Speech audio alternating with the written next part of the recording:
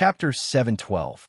Seeing how Feng Xingjian, who had killed the divine-level expert earlier, continued to perform his sword arts, but was still unable to break free. Everyone present was left speechless. This is the power of a Tier 5 divine-level expert. With a single thought, he can change the world, forming a world of his own. The space has also been completely changed. Amidst everyone's astonishment, sword light flashed, and Feng Xingjian condensed his body once again. His countenance was extremely grim.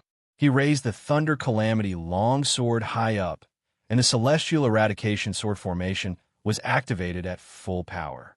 However, it was not slashing, but purely attacking with brute force.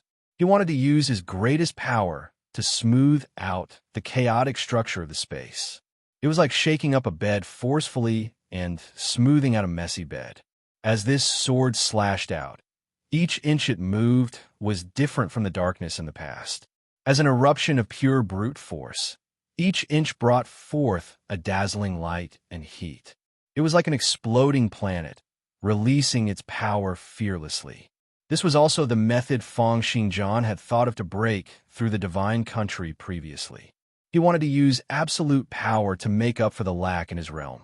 Under the full-powered eruption of the Celestial Eradication sword formation, the space started to tremble and bend, as if it was being smoothed out bit by bit. The changed spatial structure started to return to normal, and the stretched space was shaken back to its original state.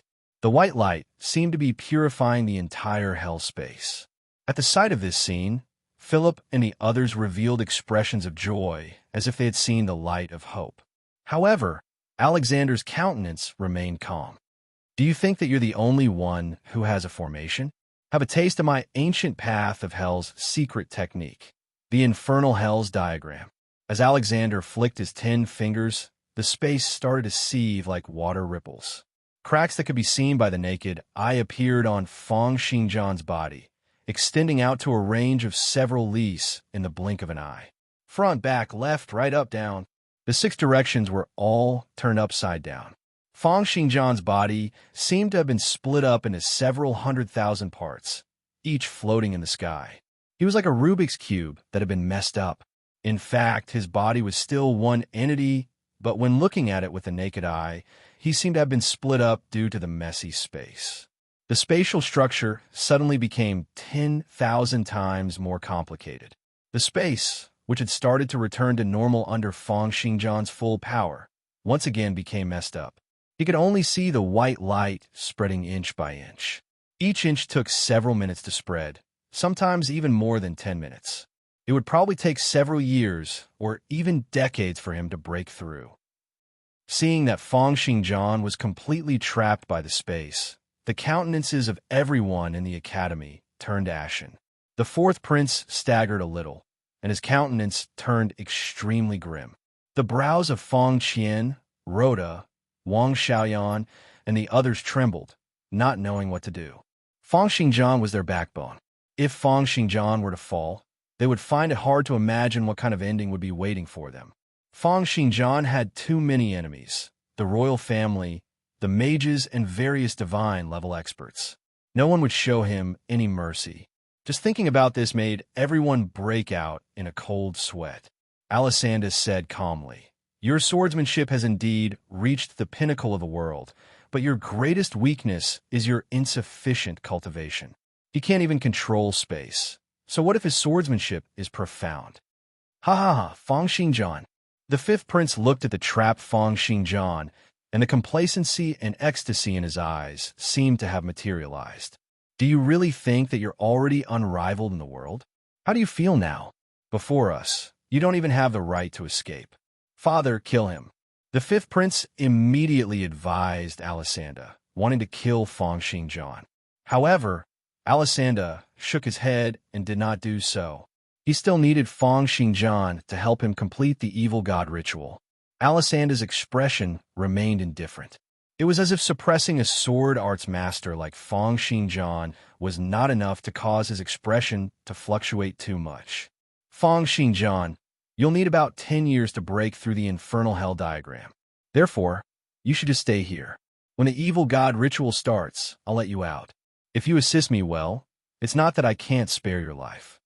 A domineering intent gushed into Feng Xingjian's brain along with the information.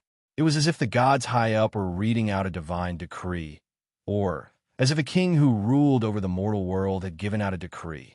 With a series of astonishing means at Tier 5 of the divine level, Alisanda's disposition of being high up, ruling over everything in the world, and neither good nor evil, grew increasingly intense.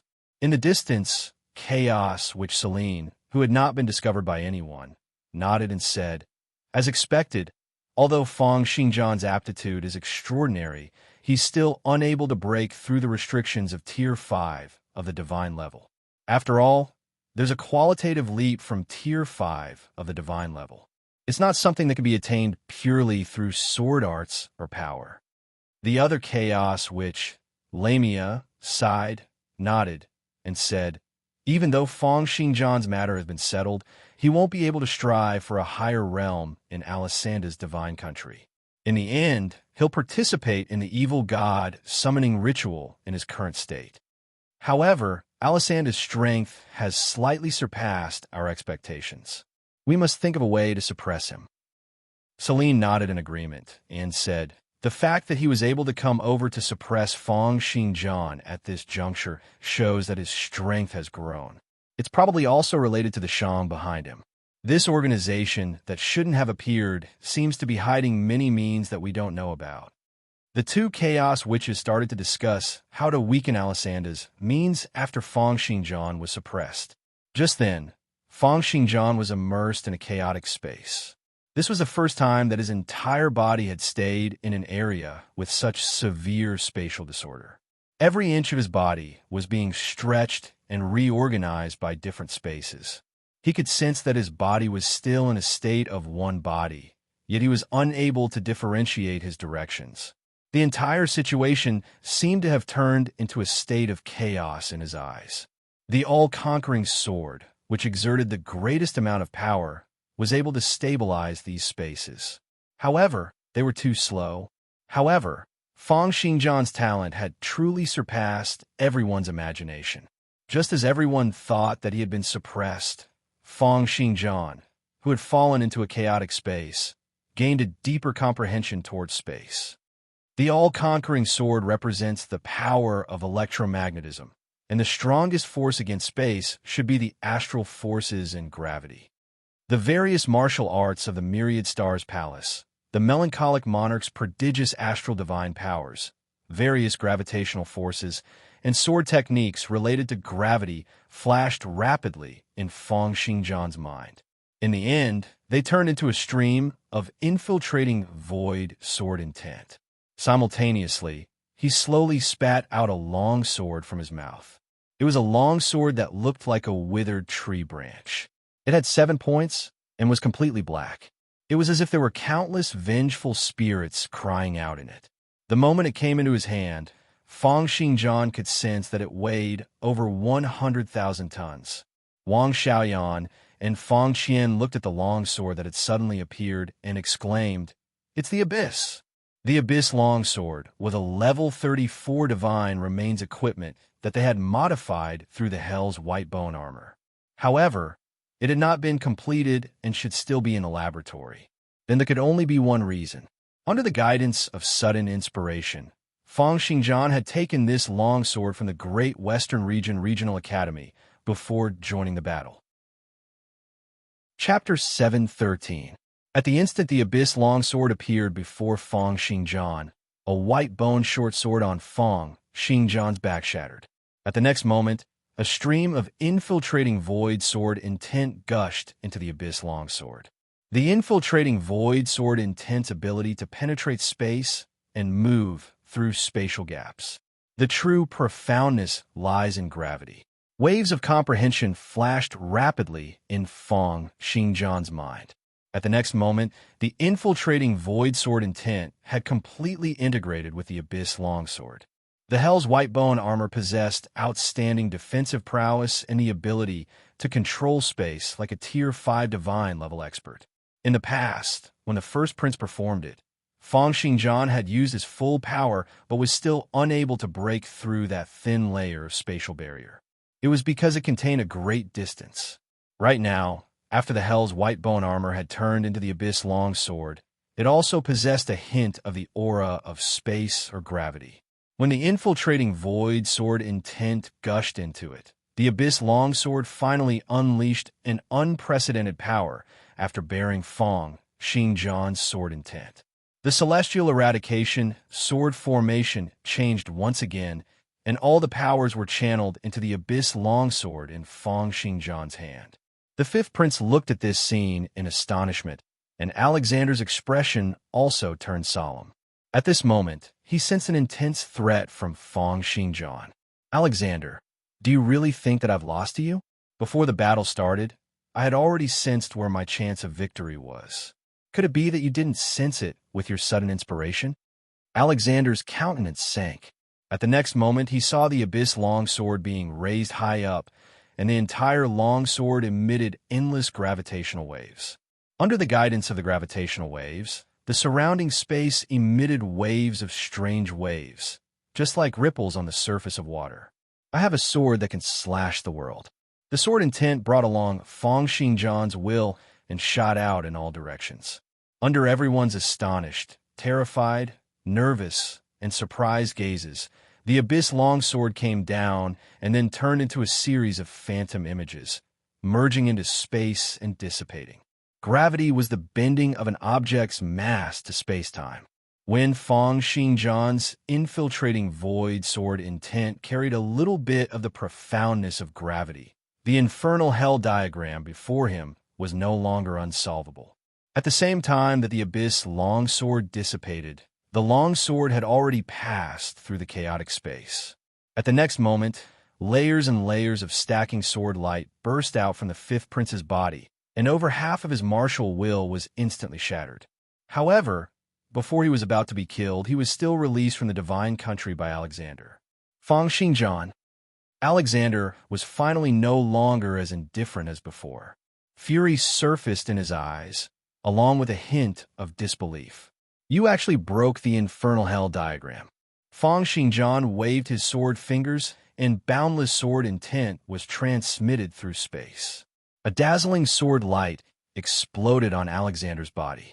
The sword light collided with a martial will on the surface of Alexander's body. However, at the next moment, it pierced through the martial will and slashed onto Alexander's body. Right now, Fang Xingjian's infiltrating void sword had reached a new level. He no longer needed to pass through spatial gaps and could transmit his attacks directly through space as a medium. Almost all defensive means were useless before his infiltrating void sword intents, and one could only use their physical bodies to fend them off. Alexander's body instantly trembled, and a myriad of layers of sword light burst out from his body. His countenance changed drastically, as if he found it hard to believe that Fang Xingjian could attack him and even attack his body. The chaos which was stunned. "How can there be such a sword technique in this world?" Serene cried out in astonishment. "This is no longer a sword technique. He has surpassed sword techniques." Golden light flashed, and violent powers smashed onto Fang Xingjian's body. However, they were still unable to stop the infiltrating void sword intents from exploding in Alexander's body. Moreover, with the reinforcement from the celestial eradication sword, the destructive prowess of Fang Xingjian's sword arts was not any weaker than his fist arts. Everyone on the ground was completely stunned by this scene. No one had expected that Fang Xingjian's sword arts could still improve further and even break free from the restraints of space. With a furious bellow, Alexander's silhouette moved with a flash. At the next moment, everyone returned to the real world, leaving Fang Xingjian behind in the divine country. The fifth prince had been sent out earlier and was currently so weak that he was not even comparable to a level 29 conferred knight. When he saw Alexander appear, he asked anxiously, "Father, what's wrong?" Alexander's countenance was grim, and his heart kept on seething. This Fang Xingjian's rate of improvement is too fast. Right now, I can only leave him in the divine country. At the thought of the various treasures he had in the divine country, He could not help but feel his heart bleeding. Damn it. If I were to go back now, I'll only be able to fight it out with him. This will be too disadvantageous for the evil god ritual in the future. The Mage Association was eyeing him with hostility, and Alexander was not willing to deplete his powers at this moment.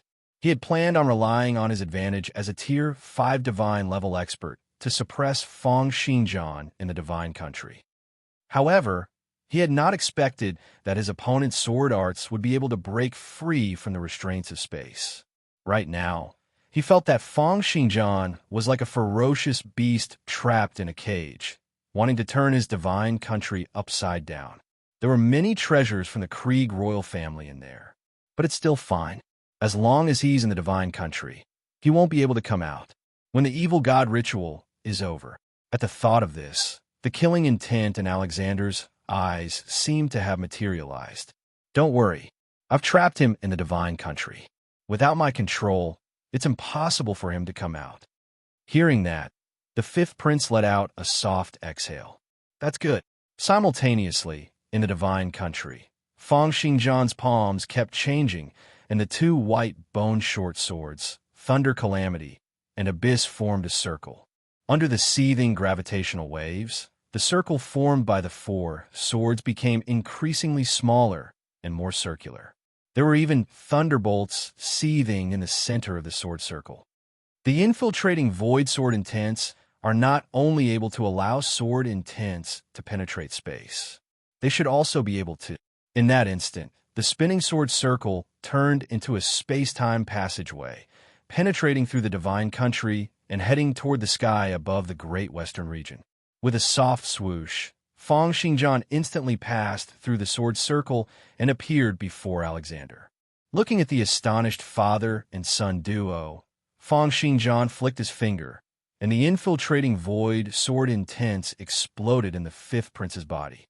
How dare you? Alexander let out an explosive bellow, seeing that the fifth prince's martial will had once again been slashed in half and was about to die. Alexander finally kept the fifth prince's remnant well into the Divine Country. By then, the fifth prince was already so weak that he was not even comparable to a level 20 conferred knight. Feng Xinjian's gaze was cold. Without saying a word, he slashed out another sword attack toward Alexander.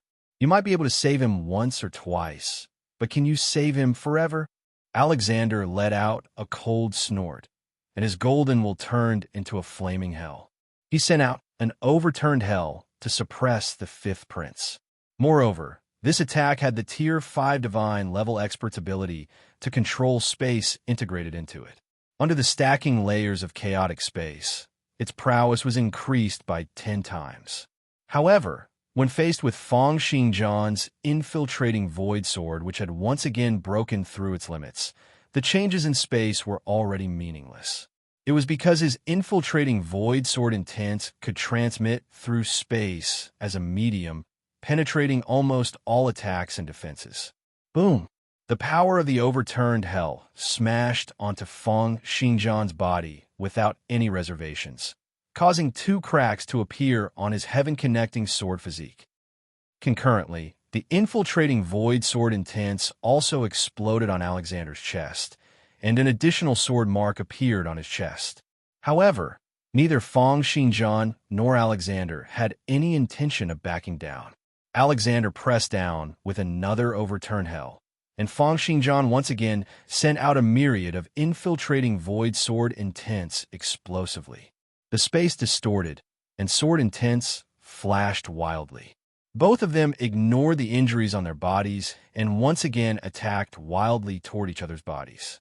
There seemed to be a myriad of thunderclaps exploding in void space, and the entire sky above the Great Western region was swept away, leaving no clouds in sight.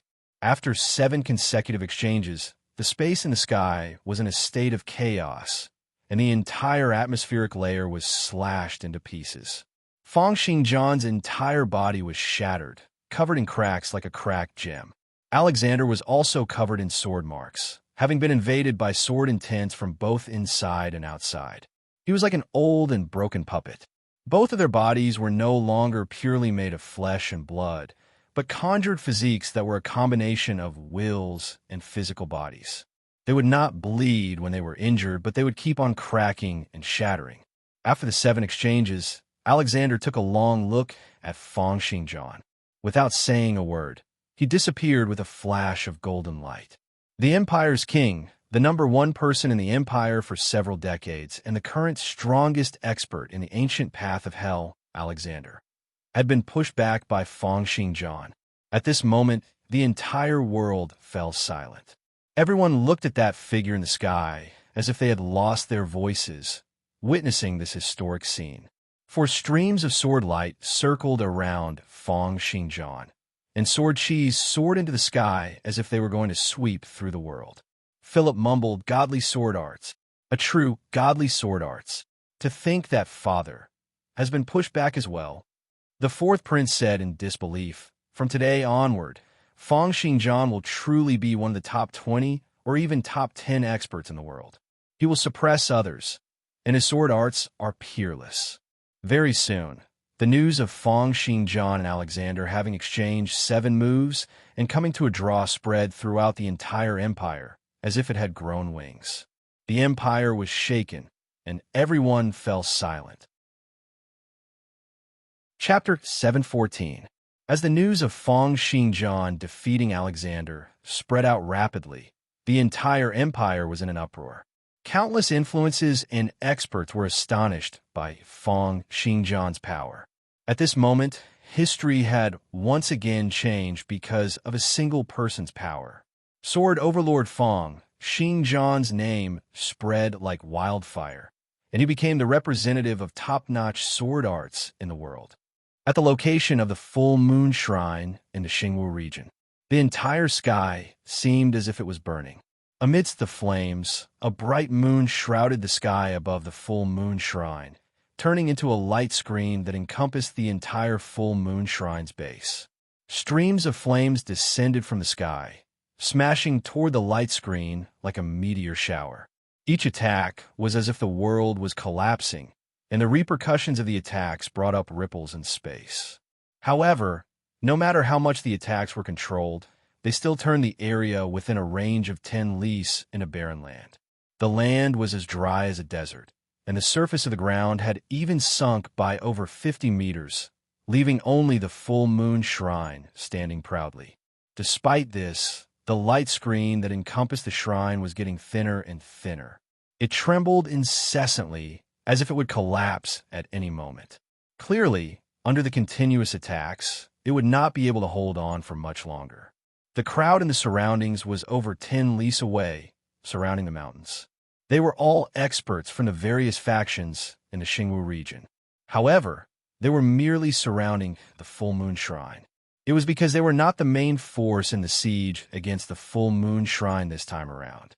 They were only here to watch the battle, to witness the rise of the new master of the Xingwu region. The Xingwu region's governor lifted his head and looked into the sky. He saw 3 men floating in void space. The man in the lead had 2 curved horns on his head, and there was a thick tail growing out from his tailbone. The tail, which was 2 meters long, would occasionally lash out at the air, releasing thunderous, explosive sounds. It was this monster who emitted terrifying flames time and time again, causing the people of the full moon shrine to be unable to leave. The Xingwu region's governor sighed and said, "These mages are really unbridled.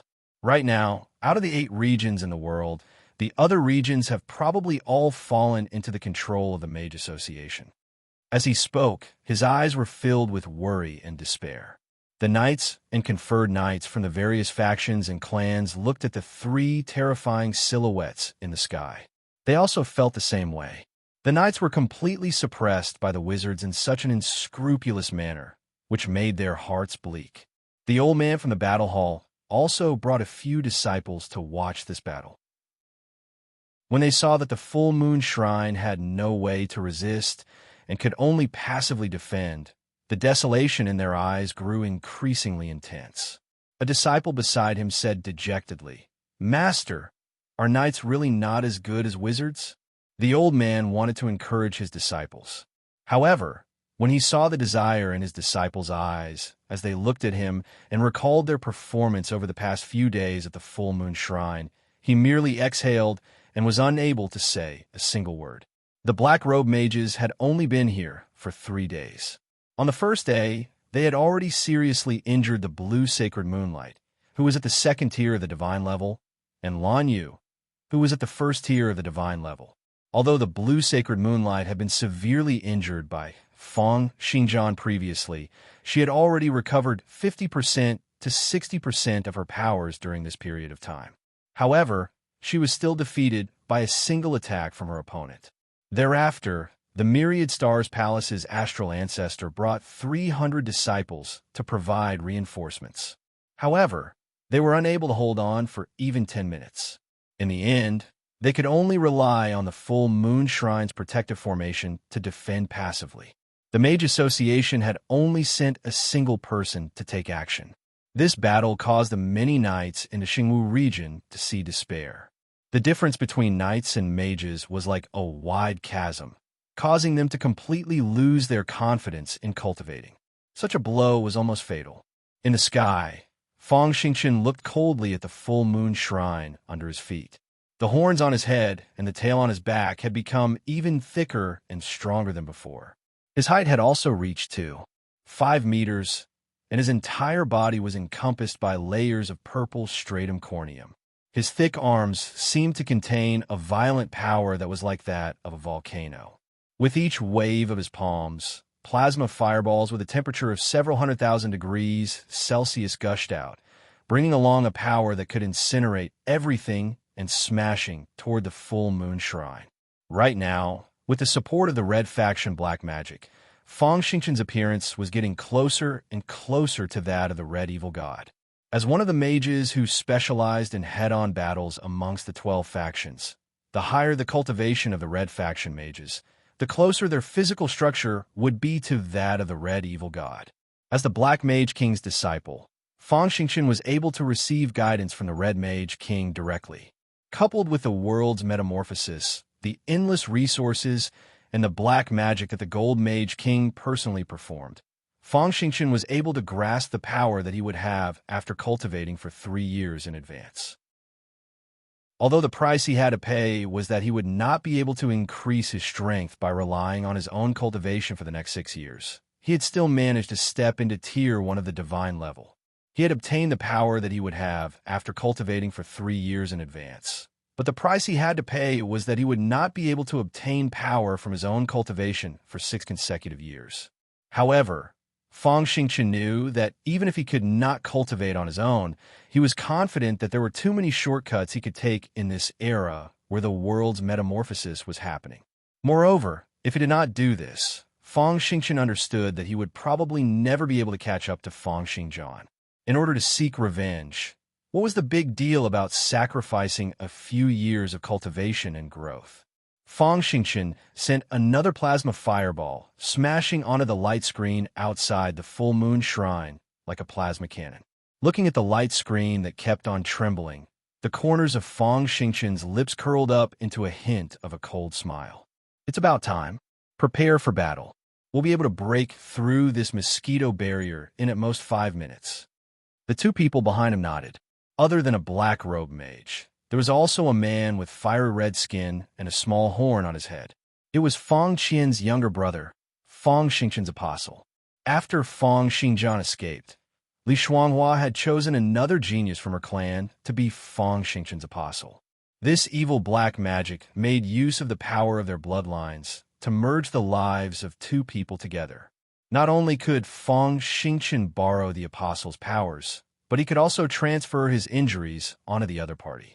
Fang Xingqian looked at the full moon shrine, which was swaying under his feet, and the corners of his lips curled up into a hint of a cold smile.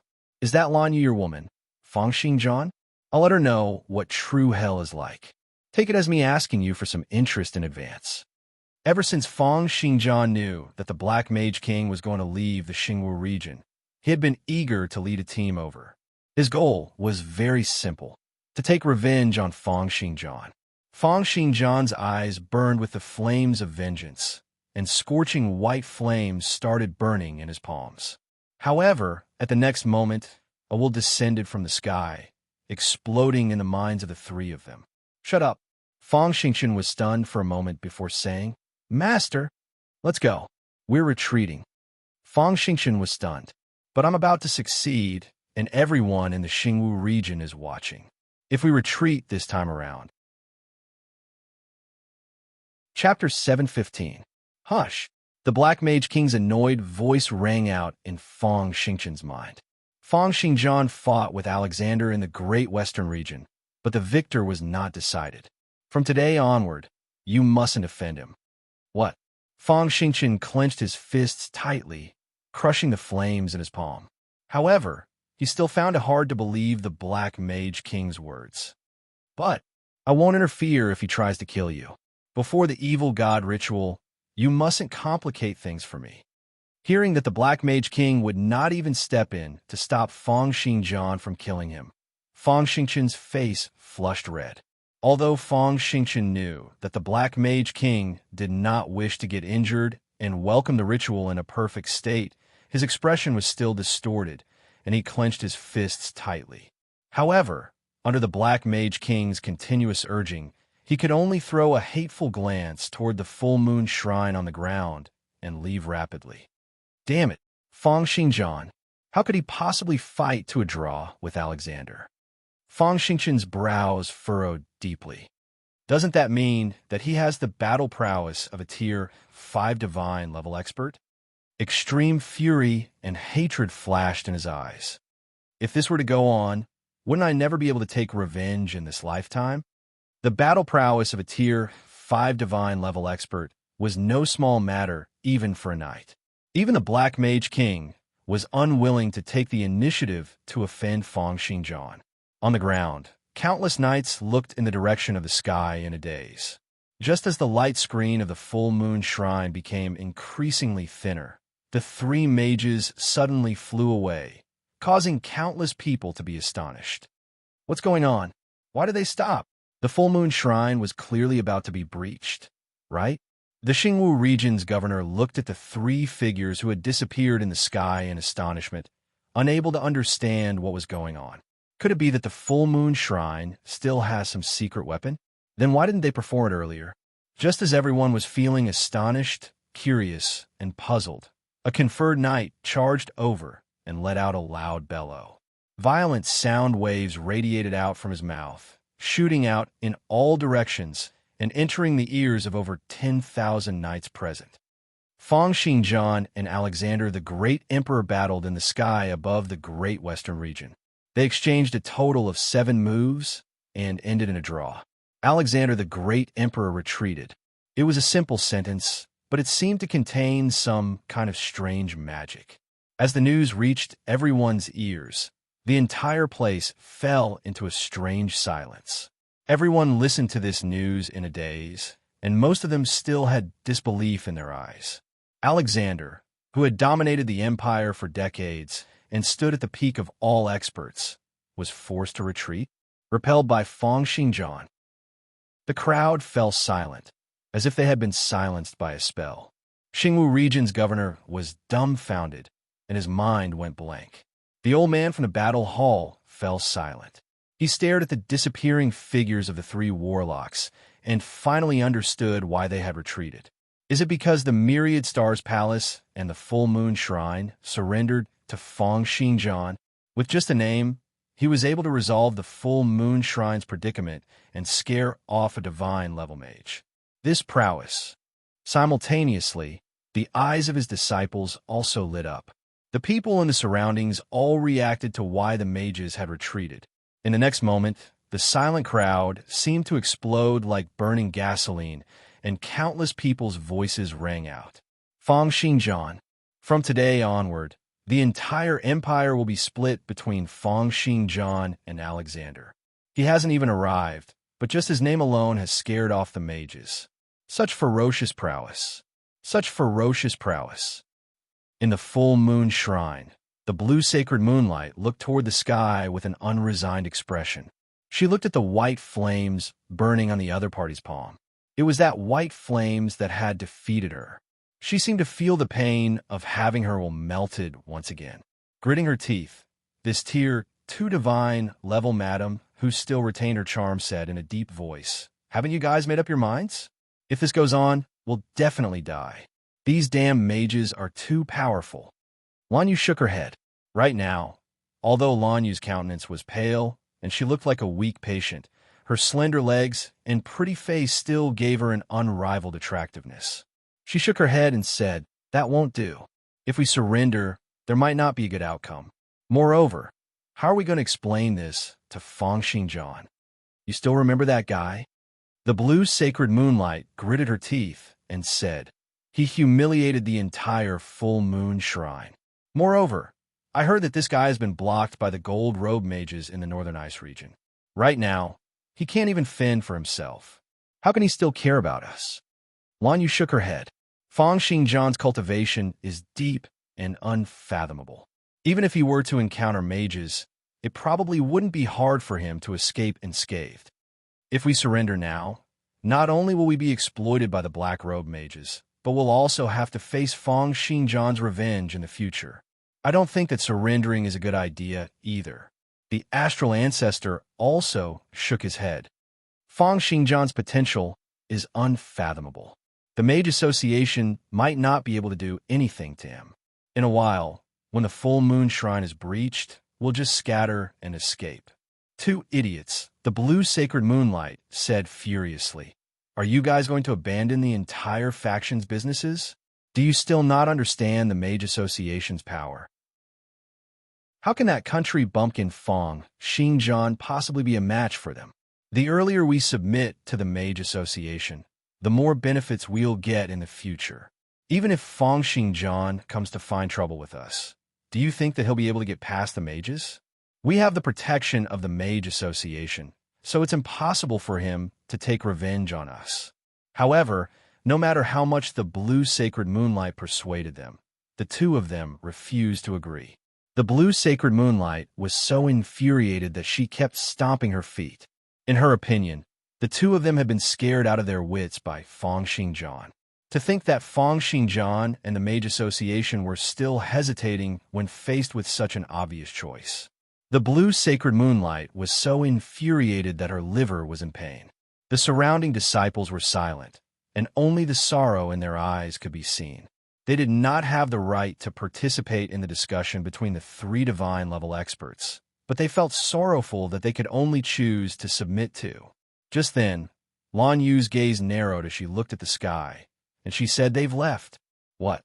The blue sacred moonlight and the myriad star ancestor both looked toward the sky.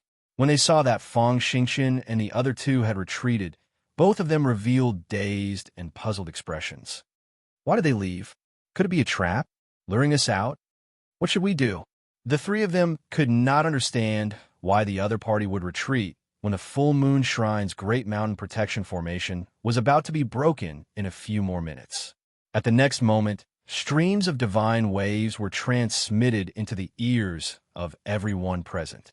The three divine-level experts even received them in advance with their martial wills. Fangxing John and Alexander, the Heavenly Emperor, fought in the sky above the Great Western region. They exchanged a total of 7 moves and ended in a draw. Alexander, the Heavenly Emperor, retreated. In the blink of an eye, the entire full moon shrine fell silent. Then countless cheers broke out. Lanyu's expression was slightly stunned. At the next moment, she smiled excitedly. She knew that she had made the right bet. The astral ancestor stroked his beard and smiled. The blue sacred moonlight's countenance changed. In the end, she slowly closed her eyes, let out a long sigh, and said, "In terms of sword arts, there's probably no one who could be a match for this lad." Although she was stubborn, she was not stubborn. Wanting to submit to the Mage Association earlier was a form of accommodation. Now that she heard the news that Fangxing John had fought to a draw with Alexander, she started to work hard to suppress her hostility toward Fangxing John. She let out a soft sigh inwardly. After this battle, this lad's reputation will probably not lose out to that of Mage King level experts. The astral ancestor smiled and said, "Mr. Fang's name has shaken the world. Why don't we head to the Great Western region together to congratulate him?" The blue sacred moonlight's eyelids drooped as she said calmly, "The Empire's #1 sword deserves such treatment. Lan Yu, make a trip to the treasury." Chapter 716. In the Great Western Region Regional Academy, Fang Xingjian sat cross-legged in a secret room with the Abyss longsword floating slowly in front of his chest. Mysterious and unfathomable gravitational waves were emitted from his sword, bringing along waves of profound and unfathomable information. Although he had successfully broken through the limits of the infiltrating void sword during the battle with Alexander and grasped a hint of the profoundness of gravity, the condensing of the sword intent on the Abyss longsword was still not perfect. Right now, Fang Xingjian was still perfecting its prowess. Moreover, the forging of the Abyss longsword itself had not been completed, so it was not in its peak condition. Right now, it could only rely on Fang Xingjian's unparalleled sword intent to temper it bit by bit, increasing its prowess. Simultaneously, Fang Xingjian's body did not appear to be in a good condition either. Streams of cracks were spreading out on his body. These were all the results of the battle with Alexander, causing his martial will to weaken by a lot. All of these required him to slowly condense and repair them, just like how he would glue a cracked gemstone back together. Simultaneously, Zhou Xingwen and the others stood before Fang Xingjian, reporting the current situation to Fang Xingjian. Rhoda, Fang Qian, Wang Xiaoyan, and the others looked at Fang Xingjian with great admiration. The governor, head of department, Philip, the fourth prince, Tyrant, and the others all wore gratified expressions, thinking that they had not chosen the wrong person. Fang Xingjian nodded. With a single thought, a gush of profound information gushed into everyone's minds. These are the contents of the 1st and 9th levels of the Mystical Prince. From today onward, all of you can start cultivating up to the 9th level of the Mystical Prince. The 9th level of the Mystical Prince can greatly increase your aptitude and rapidly raise your cultivation. Sensing the information regarding the Mystical Prince in their minds, both Philip and the 4th Prince wore astonished expressions. The effects were too astonishing, and they found it hard to believe that there would be such a heaven-defying thing in the world. However, they finally understood why the people on Fang Xingjian's side were all geniuses, improving rapidly in the past few months. At the thought that they could also cultivate the 9th level of the Mystical Prince, they became extremely excited and filled with anticipation. As for the others, they were extremely agitated. It was already very amazing for them to be able to cultivate up to the 5th level of the Mystical Prince. Now that Fang Xingjian had given them the remaining information up to the 9th level of the Mystical Prince, how could they not be agitated? They knew too well how heaven-defying Mystical Prince were. However, Fang Xingjian did not have much of a reaction. To the current him, the 9th level of the Mystical Prince was no longer a threat. In fact, if there were sufficient materials, he would not mind giving everyone the cultivation method for the 10th level of the Mystical Prince. He said calmly, "With the world's metamorphosis, the abilities of many divine level experts are rising rapidly. Those below the divine level are still just ants. Now that you guys have the 9th level of the Mystical Prince, you must make good use of your time and become divine level experts as soon as possible." Zhou Xingwen trembled as he clenched his fists tightly. A divine level expert, what an unreachable name. He had never expected that he, Zhou Xingwen, would one day set a divine level expert as his goal. Fang Xingjian then turned to look at Fang Qian and Wang Xiaoyan, saying, "Later on, the Holy Light clan will send the Panwu heavenly raiment over. You guys can modify it into a sword as well." He then paused for a moment before continuing, "Fang Qian, if it's possible, try to modify the Panwu heavenly raiment closer to the strong or weak interaction forces." Fang Qian was slightly stunned and asked, "Why did you think of this?" "But this is too difficult. I'm not a theoretical physicist." Fang Xingjian shook his head and did not answer Fang Qian's question. He merely said, "If it doesn't work out, then get people from Earth over. Anyway, try your best to get closer to these two directions." Ever since Fang Xingjian pushed Alexander back. He had been recuperating while practicing the Abyss longsword. At the same time, he was also thinking about his sword arts. The universe relied on the four fundamental forces to maintain its own operation. Right now, he had grasped a hint of the profoundness of gravity and electromagnetic forces, but he could not help but think about the remaining strong and weak forces.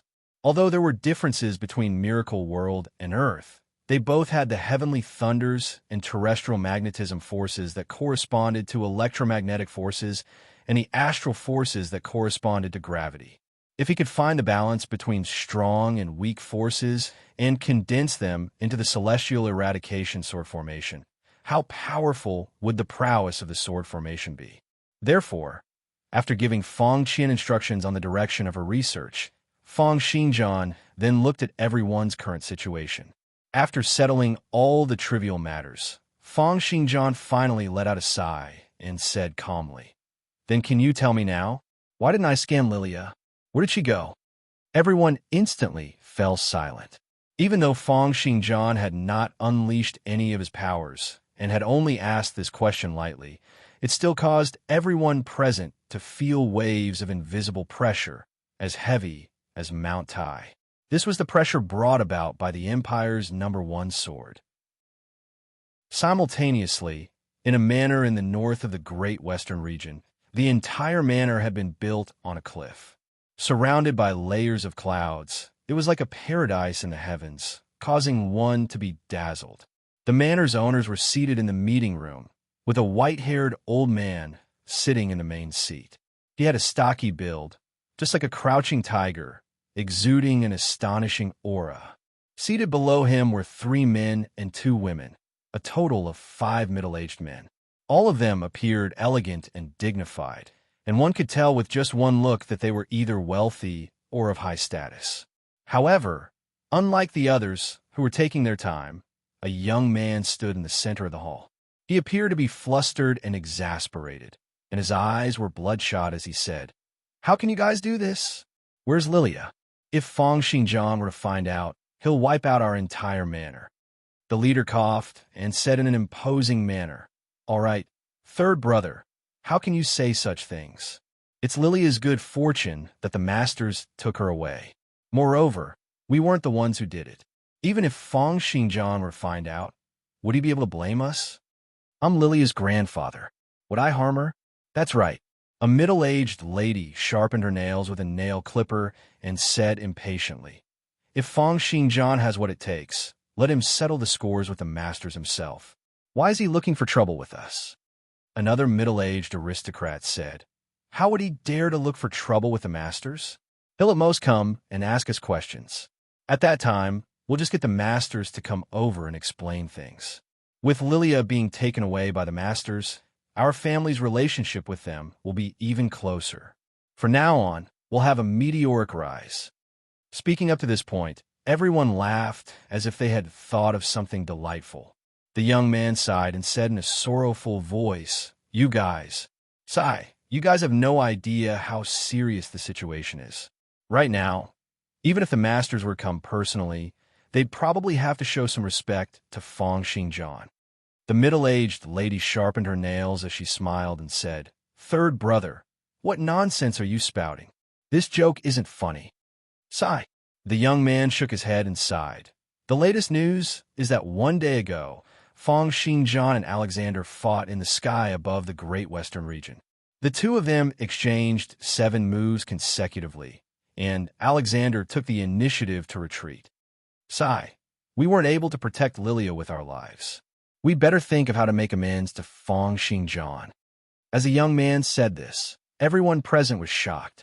The nail clipper in the middle-aged lady's hand dropped onto the ground with a clatter, but she did not seem to feel it. The news from earlier continued to echo in her mind. Chapter 717. The Celestial Cloud Fortress was a great hidden faction in the north of the Great Western region.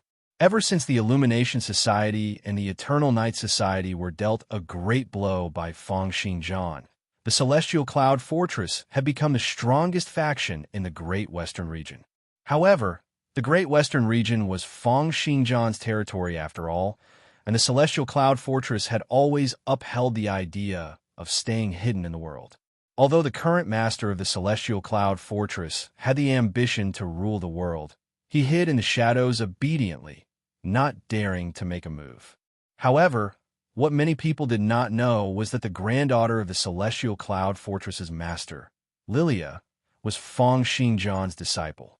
Just as the people in the Celestial Cloud Fortress were having a meeting in the forest on the other side of the Great Western region, white clothes fluttered and a young lady covered in a white veil shot out toward the forest like an arrow that had left a bough. She took a step into an empty space in the forest, and as the air trembled, 12 sharp arrows shot out toward her. Sword light flashed in the young lady's hand, and her long sword swept across the sky, blocking off the 12 sharp arrows. Each of the 12 sharp arrows tore through the air like thunderbolts. Their prowess was comparable to the armor-piercing bullets shot out from modern sniper rifles. As a series of collisions rang out, the sharp arrows were either repelled or broken, dropping onto the ground. However, the young lady's arm also felt numb, and she felt as if she had lost all her strength. She frowned and looked toward the depths of the forest. 12 shadows flashed silently in the forest, and a man's arrogant voice with a hint of killing intent rang out. "Stinking bitch, you've been chasing us for 7 days and 7 nights. Now that the 12 of us have gathered together, wait for me to catch you. Ha, boss, let me be the first to do her. This woman is enough for us to play with for a few months. I'm going to impregnate her." The young lady frowned and said coldly, "You 12 mad beasts have committed all sorts of atrocities. Now that all 12 of you are here, we can go after her one by one. Do her. She'll know to be afraid later." As they spoke, the arrows shot out like thunder, accompanied by a series of booms. Many sharp arrows brought along white air currents as they shot out toward the young lady. In the beginning, the young lady could still fend them off. She even charged forward while dodging the sharp arrows, chasing after the 12 mad beasts. However, the 12 of them continued to fire, and each arrow was enough to tear a vacuum corridor in the forest. They were able to shoot through dozens of trees without slowing down. The surging rain of arrows was like a metal storm from modern weapons, and it was difficult to resist. Finally, an explosive sound came from the young girl's shoulder. Her flesh was torn apart, and even a section of her bone was exposed. This was an arrow that surpassed the speed of sound. Because of this one arrow, she suddenly fell to the ground. Another 3 arrows pierced through her feet, calves, and thighs, nailing her to the ground like a rabbit. "Ha ha, I shot her. Be careful. This woman is very wild. I'll let her know how powerful I am later."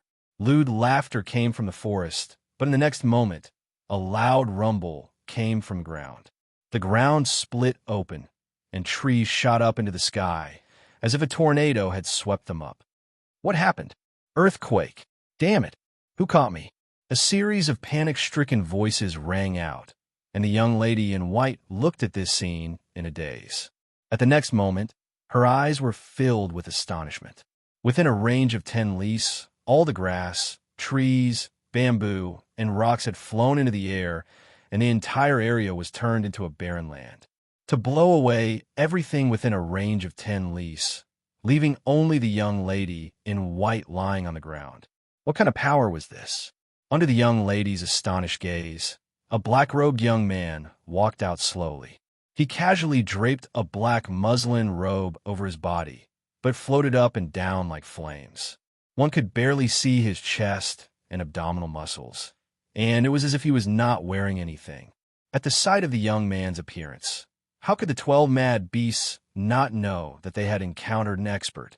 They immediately started begging for mercy. However, the young man merely threw them an indifferent glance, and his sharp gaze swept through the void space like sword light. "You deserve to die." At the next moment, the 12 of them turned into 12 streams of blood that splattered across the sky. Feng Xingjian was only draped in black robes, and his feet were bare. When he got close, the young lady in white could even faintly see the slight cracks on the surface of his body. The young lady asked anxiously, "Who are you?" Fang Xingjian did not say a word. He merely raised his hand, and the young lady floated before him. The long arrows that had struck her body shattered, and her body recovered at a speed that could be seen by the naked eye. This was treatment, but it was also a threat. The young lady's countenance changed abruptly. Celestial Cloud Fortress Yuji, I'll only ask you once. Fang Xingjian looked calmly at the young lady in white and said, You'd better think carefully about how you're going to answer. What do you want to know? Where's the Celestial Cloud Fortress? Fang Xingjian asked coldly. Yuji's countenance changed. The reason why the Celestial Cloud Fortress had been able to remain as a hidden sect was because its location was kept a secret. Their disciples would also keep their identities hidden after they left the mountain. Hearing Fang Xingjian's question, Yuji's first reaction was to feign ignorance. However, when she saw the cold gleam in his eyes and sensed his world-shaking prowess, she fell silent for a moment before saying, The Cloud Mist Mountain in the north of the Great Western region. I can bring you there, but you... Without waiting for Yuji to finish her words, Fang Xingjian had already grabbed hold of the young lady in white. At the next moment, the young lady in white only saw a myriad of colors before her eyes, and it was as if her entire body had experienced a magnitude 18 earthquake. Terrifying tremors started to transmit from Fang Xingjian's hands to every inch of her muscles and bones. When she once again returned to normal, it was as if her entire body had fallen apart. Her mind was in a daze, and she felt as if she was being pricked by needles. Ugh! She vomited almost immediately after she stopped. When she lifted her head, her gaze was in a daze. Cloud Mist Mountain? She said in disbelief. How is that possible? We were over 1,000 leagues away from the Cloud Mist Mountain earlier. However, Fang Xingjian did not answer her question and continued to ask, Where is it? Cold sweat broke out on Yuji's back. She knew that this time around, she had probably encountered an unbelievable divine-level expert. In the end, she could not help but ask, Who on earth are you? Why are you looking for the Celestial Cloud Fortress? Fang Xingjian did not reply. He merely flicked his fingernails, and the young lady seemed as if she had been struck by lightning. She dropped to her knees, pointed in the direction of the Cloud Mist Mountain with trembling hands, and said, It's at the top of the cliff at the end. Another earthquake-like tremor ran through her entire body. However, it was much better than the previous time. When Fang Xingjian came to a stop, Yuji struggled to lift her head and look up. On that cliff, the fortress amidst the sea of clouds had already appeared before her. She said, I'll go make a report. It's our honor to have an expert like you come to our Celestial Cloud Fortress. There's no need. I'm used to fighting first. Fang Xingjian took a step forward, and sword cheese shot out from void space. The sea of clouds was torn apart, and there were no longer any clouds on the Cloud Mist Mountain. With his second step, sword light swept across the cliff, and the entire cliff was sliced apart like a cake. With his third step, Fang Xingjian's body suddenly swelled up, turning into a 10,000-meter tall giant. He grabbed the Celestial Cloud Fortress with a single palm. Chapter 718. Everyone in the Celestial Cloud Fortress was dumbfounded. They either dropped to their knees or had their mouths agape as they looked at Fang Xingjian in the sky in a daze.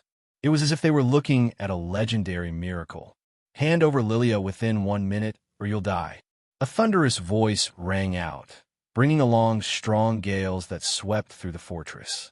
In an instant, countless items were sent flying, and many people were unable to open their eyes or stand steadily. The people who had been discussing Fang Xingjian in the main hall earlier immediately rushed out. When they saw the situation, their countenances changed drastically. The upper-class lady forced herself to shout, Fang Xingjian, we weren't the ones who lost Lilia. Do you only know how to bully our Celestial Cloud Fortress? Fang Xingjian's cold gaze swept past the upper-class lady. Sword intense filled the air and struck the upper-class lady's consciousness. In that instant, it was as if he had been doused with cold water, causing her to drop to her knees, unable to say another word. Another young man shouted, Lord Sword Overlord, please listen to our explanation. Lilia had only accepted our invitation to come to the Celestial Cloud Fortress to have fun. We have no ill intentions.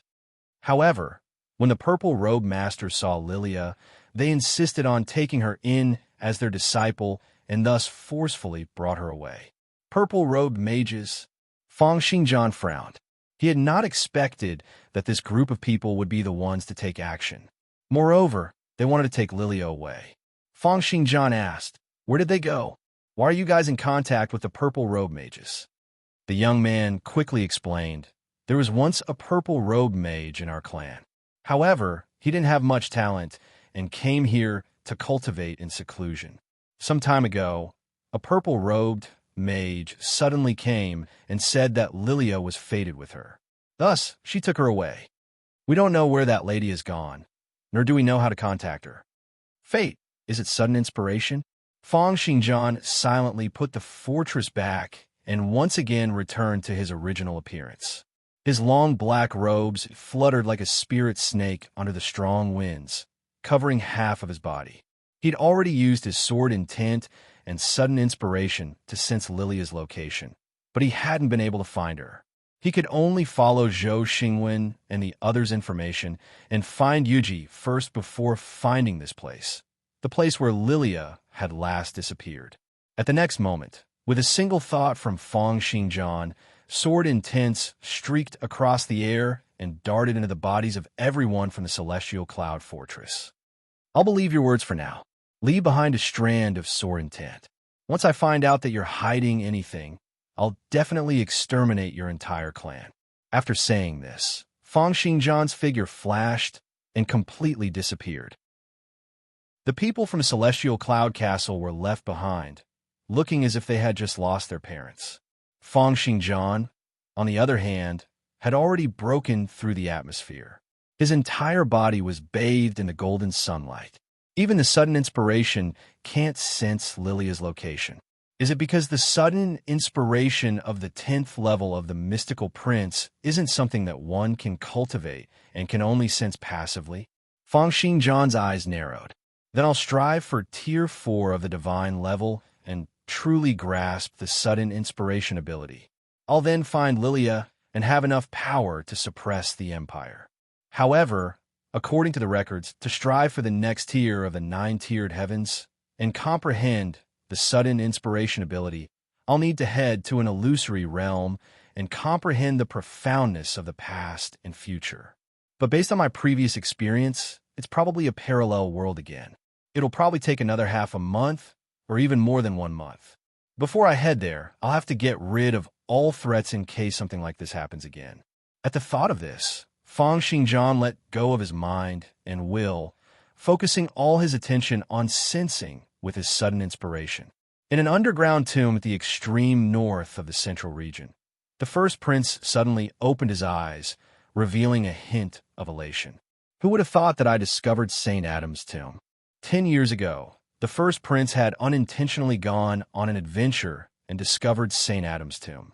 As the founder of the ancient path of hell, he had left behind countless cultivation essences for the ancient path of hell, allowing the first prince to improve by leaps and bounds. However, when he finally opened the coffin, he did not discover St. Adam's remains.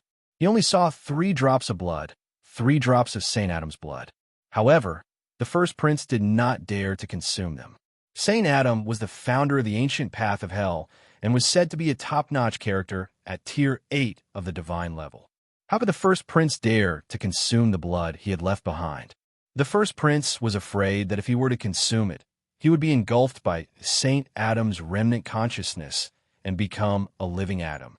Despite this, the first prince had improved by leaps and bounds over the past 10 years by relying on the cultivation notes that Adam had left behind, becoming extremely powerful. However, the more he cultivated, the stronger he became. The more he understood how powerful Adam was, the more he did not dare to consume Adam's blood. Finally, during the battle at the Hades Vault, under Feng Xingjian's all-out pressure, the first prince came up with a solution. He split his martial will into 2, hiding one part while erasing the other part of his memories and heading to the full moon shrine for battle. If he were to win, he would be able to make use of the full moon shrine to eliminate Fang Xingjian. If he were to lose, he would be able to make use of this opportunity to be reborn and temper his will. Therefore, after the first prince started cultivating, it was true that he did not remember the backup plan that he had left behind. Then, through this method that was similar to faking his death, he was able to reconstruct himself from the ashes. As a result, his mental will was tempered at an unbelievable level. In the end, with Shang's help, not only did he find back the other half of his martial will that he had split off, but he also integrated another drop of Adam's blood. His martial will's attribute broke through 2,000 points. In the ancient tomb, the first prince looked at the remaining 2 drops of blood, and his eyes were filled with excitement. Could it be that true Lord Qingshan really thinks that I only have 1 drop of Adam's blood? Or could it be that he and Father are restraining each other and are unwilling to care about me? The first prince shook his head. It doesn't matter anymore. As long as I take these 2 drops of Adam's blood, my martial will probably be able to break through 5,000 points or more. By then, I'll be able to strive for Tier 2 or even Tier 3 of the divine level in a single stroke. At the thought of this, the first prince's face was filled with agitation. He thought of how he had achieved great mastery in his martial arts, broken out of seclusion, killed Fang Xingjian, and even defeated his father and suppressed true Lord Qingshan. However, at the next moment, a palm suddenly appeared in void space, grabbing the 2 drops of Adam's blood. No! The first prince let out an enraged bellow and pressed out fiercely with an overturned hell. The violent power shattered the entire ancient tomb into dust, but it was unable to do anything to that palm. Amidst the earth-shattering impact, dust soared up into the sky, and 2 figures dashed up into the sky. Looking at the black-robed Fang Xingjian who was standing barefooted, the first prince gritted his teeth so hard that they almost shattered. He said each word clearly, Fang Xingjian. However, Fang Xingjian threw him an indifferent glance and said, "So that's how it is. It's really a little dangerous." Chapter 719. You. The first prince's eyes were bloodshot, as if he had seen an irreconcilable enemy. However, Fang Xingjian shook his finger and said, "You have a good father, so I won't kill you. However, your father and I are fine for now. We're just worried that you brats will be difficult to deal with and will stir up some trouble." With that, 4 streams of sword light flashed, and the celestial eradication sword formation was activated. The infiltrating void sword intense transmitted through space and pierced into the first prince's consciousness. Roar! The first prince erupted explosively, and a martial will of 2,000 points burst out. It was as if several tens of nuclear missiles had exploded and violent powers seethed in his consciousness.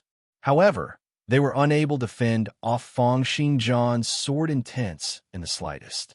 The first prince could only watch as his martial will turned into dust and dissipated once again. Don't you like to recultivate? Then recultivate for another 3 years. With a thud, the first prince fell from the sky. His powers had once again been crippled by Fang Xingjian.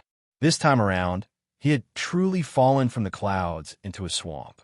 The first prince clenched his fists tightly and bellowed as he looked at the disappearing figure in the sky.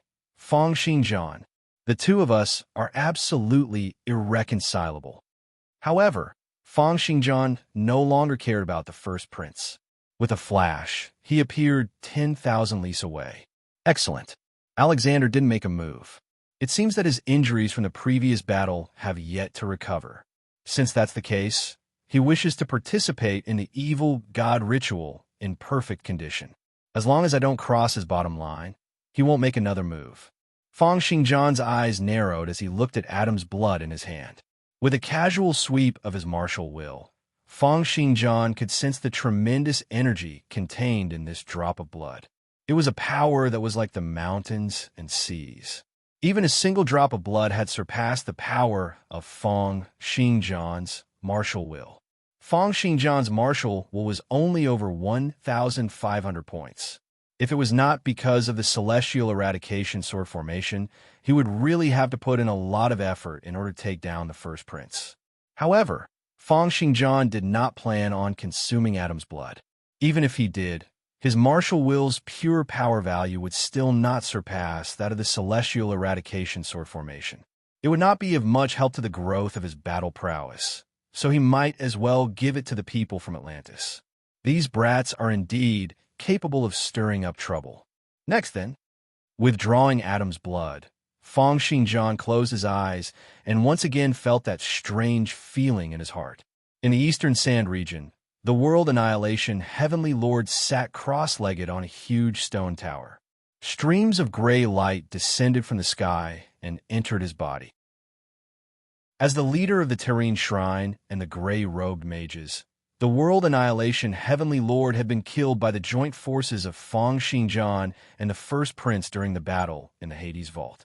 He was only left with a small portion of his remnant will, and it had not been easy for him to recover. At this moment, the body he was using was that of a thin and weak young man. He was wholeheartedly praying to the evil god. He was carrying out an unprecedented sacrifice. Under the stone tower, there were over 10,000 humans lying on the ground. Their blood flowed like rivers, and chilly winds blew. They were all experts and commoners from various places whom the Serene Shrine had captured during this period of time.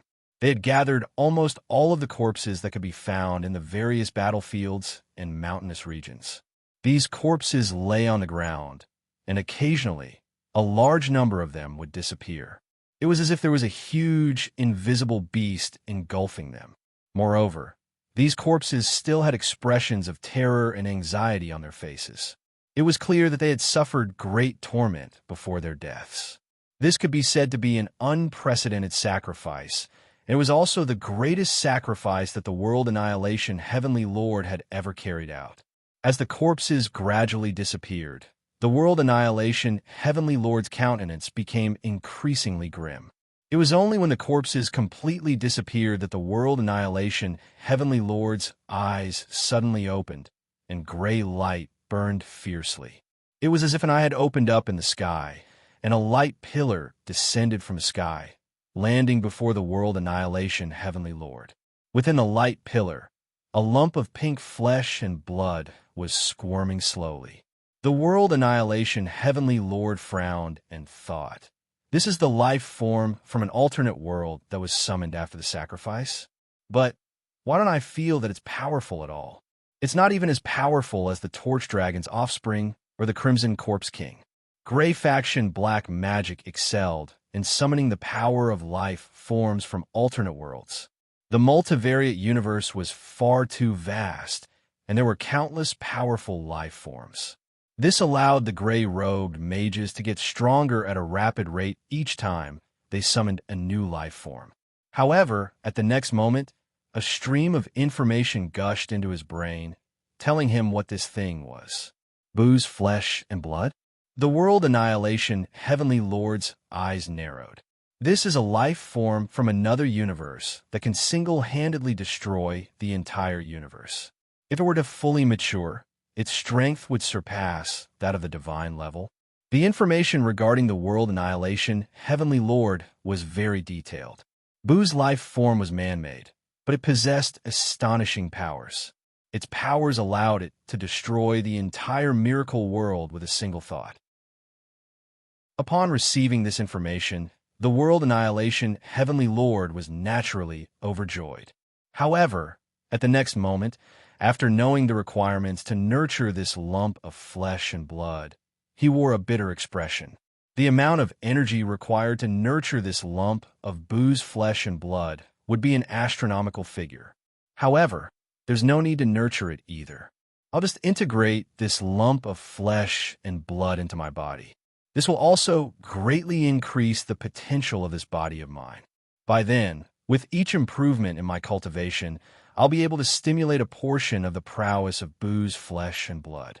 The corners of the World Annihilation Heavenly Lord's lips curled up into a hint of a smile. As long as he had this lump of Boo's flesh and blood, not only would he be able to recover his powers completely, but he would also be able to far surpass them.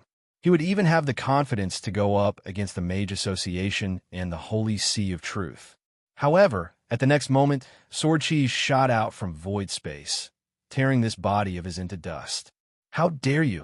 The Gray Marshal will pounce toward Boo's flesh and blood, but it was wiped out by Feng Xinjian with a single sword attack. Watching as Feng Xinjian kept Boo's flesh and blood in his hand, the World Annihilation Heavenly Lord bellowed furiously, "Feng Xinjian, you called me?" Feng Xinjian put away the flesh and blood, turned around, and slashed down with his sword again, completely shattering the Gray Martial will. Shaking his head, Feng Xinjian said calmly, "Compared to the Gold Robe faction, the Gray Robe faction is far too inferior." The 10 great elders of the Serene Shrine had already rushed over when this happened. However, things had happened too quickly. In the blink of an eye, the World Annihilation Heavenly Lord had been killed once again. Although he still had a backup of his physical body and will, he had suffered a great deal of damage from these 2 attacks. They did not know how the World Annihilation Heavenly Lord would recover after being killed once again. Throwing a glance toward the 10 great elders, Feng Xinjian shook his head and then threw a glance toward the 3rd prince. Seeing that this prince, who had joined the Serene Shrine, cultivated black magic, and had even assimilated the flesh and blood of divine beasts, had also reached 5 tiers of perfection, Feng Xinjian shook his head once again, like a teacher criticizing a student. Too weak. As if no longer interested in making a move, the 3rd prince's silhouette disappeared with a flash. His words of "too weak" were like a sharp sword piercing into the hearts of everyone present. This was especially so for the 3rd prince, who clenched his fists tightly and his body kept on trembling. He was extremely infuriated, yet there was nothing he could do. Throughout the entire process, Feng Xinjian seemed to have entered an uninhabited place. Chapter 720. At the borders of the Sand Country in the Eastern Sand region, in a karst cave that was over 500 meters above the ground, a weak light kept on flashing in the darkness. That weak light was the 5th prince's martial will. After being seriously injured by Feng Xinjian, his current powers were not even comparable to that of an ordinary knight. Moreover, his physical body had been destroyed, and his will kept on dissipating and weakening. However, in this underground karst cave, streams of gray light emitted waves of resentment, hatred, and agonizing cries as they surged toward the 5th prince. They ceaselessly healed the 5th prince's injuries and even increased his powers bit by bit. 7 days and 7 nights passed by, and in the blink of an eye, he had once again stepped into the level of a conferred knight. Then he continued to recover his powers and reached the demigod level, continuing to strive toward becoming a divine-level expert. After all, with the 5th prince's realm, as long as the power of his martial will continue to recover, he would naturally be able to grasp the power of a divine-level expert once again. On the other side of the karst cave, a mysterious lady dressed in palace attire was wearing a veil. She was the 5th prince's mother, Lady Valia. Next to her was a man dressed in white robes and had a crown on his head. His aura was mysterious and distant, just like that of an ancient god. In particular, the man's skin gave off an extremely dry and desolate feeling, just like the desert above his head. This person was the current ruler of the Sand Country, the Sacred Fire Order's patriarch. The Sand Country was founded on religion, and the person in power was the Sacred Fire Order's patriarch. The emperor could change every year, but there would always only be one patriarch. This Sacred Fire Order's patriarch ruled over millions of people and countless countries in the desert. In terms of resources, he even surpassed Alexander a little. He also had the legacy of the Sand Country's founder, the heavenly monarch of the Blood Sea. His cultivation was deep and unfathomable, and he had not made a move for over 30 years. No one knew how powerful this Sacred Fire Order's patriarch was. It was because he was in existence like a god in the entire desert. No one dared to make a move against him, and there was no need for him to make a move against anyone either. The Sacred Fire Order's patriarch said calmly, "This is the relic of a 1,000-year-old ancient battlefield. Over the past 1,000 years, countless experts' martial wills have turned into remnant information and remained here. It's true that the rate of improvement is very fast with the power of these 1,000-year-old dead souls. However, aren't you guys afraid that he'll turn into a lunatic? If he can't even pass this small test, then he won't be fit to be my son, Lady Valia said coldly. I won't fail. Just as the two of them were talking, another female voice rang out from behind them. Amidst the green light, chaos which Lamia walked out. The Sacred Fire Order's patriarch narrowed his eyes. Chaos which, this time around, it was also because of the chaos which that the princess and the Sacred Fire Order's patriarch had joined forces to help the fifth prince recover his powers. Chaos which, from what I know, the fifth prince's fortuitous encounter has always been related to you. Why? Is he the person you've chosen? The Sacred Fire Order's patriarch asked calmly. The chaos which Lamia smiled. Her smile revealed endless mysteries.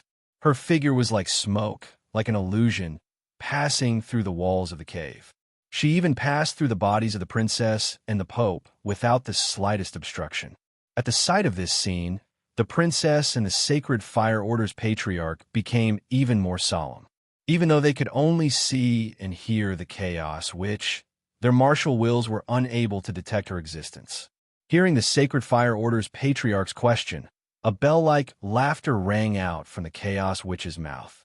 He won't sink into a quagmire just like that. Instead, he will rise up again. He might even rise up again after suffering a setback, obtaining even greater achievements than before. This is fate. This is the future. It can't be defied, nor can it be changed. Hearing the mysterious murmurs coming from the Chaos Witch's mouth, the Sacred Fire Order's patriarch did not say anything. Lady Lamia, who was at the side, said coldly, "That's what you said earlier as well." However, now that he's been crippled by Feng Xingjian, and even Alexander is unable to do anything to Feng Xingjian, what should we do? It's true that some variables have appeared on Feng Xingjian, the chaos which said slowly, but under the guidance of fate, it's meaningless. In fact, if it wasn't for the evil god ritual, those mage kings or Alexander would still be able to suppress Feng Xingjian if they were willing to risk getting injured. Then are we just going to let him continue to grow? There was anger in Princess Lamia's words. You've seen how fast he is growing. If we let him go, I'm afraid we won't be able to subdue him in the future. By then, it will be too late. Hearing the conversation between Lamia and the chaos which, the Sacred Fire Order's patriarch did not think much of it. As the ruler of the entire Sand Country, he had long since reached Tier 5 of the divine level. Having been unrivaled in the Sand Country for several decades, he had developed an extremely arrogant and proud personality. In his opinion, there were probably only one or two people who were stronger than him in the entire world. Regarding how Alexander and his entire empire had been turned upside down by a young lad who was not even 20 years old, the patriarch looked on with the attitude of watching a joke. As for the many pieces of information stating that Feng Xingjian's sword arts were brilliant and that he was very strong, the patriarch did not take them to heart. As the ruler of the entire Sand Country, he had been unrivaled for far too long. In his opinion, it was just that the mage kings and Alexander were wary of each other and keeping each other in check. This was why Feng Xingjian had the opportunity to take advantage of. Compared to Alexander and the few mage kings, the patriarch felt that he was not inferior to Feng Xingjian. He should even be a little stronger than Feng Xingjian. Lady Lamia saw through the patriarch's thoughts and said calmly, "Your Holiness, you mustn't underestimate Feng Xingjian. This person has the world's top sword arts talent, and his future carries the fate of two worlds. Moreover, his relationship with the Sand Country isn't that good, right?" The Sacred Fire Order's patriarch smiled, not thinking much of it. "If Feng Xingjian dares to come to our Sand Country, I won't be as polite as Alexander." The Lady Lamia frowned, secretly feeling displeased with the patriarch's arrogance. It was a pity that the fifth prince still needed to rely on the patriarch to recover and strengthen himself. Therefore, she could only keep this in mind. The chaos which said, "After the fifth prince succeeds, I hope that he can hold it in for now." Once the first prince, Shang, and the Abyss Lord are done with their preparations, he can then take the initiative to take action and suppress Fang Xingjian. As she spoke, she thought, Fang Xingjian will probably still be hard to suppress. However, if these people join forces, they'll be able to weaken him greatly. Otherwise, if Fang Xingjian is too powerful, it won't be beneficial for him to activate the Ring of Time. Just then, it was as if a myriad of ghosts were wailing and chilly gales were blowing violently. The entire underground Karst cave was filled up by countless wailing souls. The fifth prince seemed as if he had just stepped out from the gates of hell, and a dark green light flashed in his eyes. Don't worry. With each sentence he said, it was as if a myriad of people were shouting. From today onward, I'll definitely not underestimate Fang Xingjian in the slightest. I won't take action unless I'm completely confident. Big Brother, Shang, and Uncle Abyss Lord. Unless they're all done with their preparations, I'll only join forces with them to kill Fang Xingjian. However, just then, the countenance of the Sacred Fire Order's patriarch suddenly changed. Sensing with his sudden inspiration, he turned into a stream of fiery light and charged out toward the fifth prince. Chapter 721.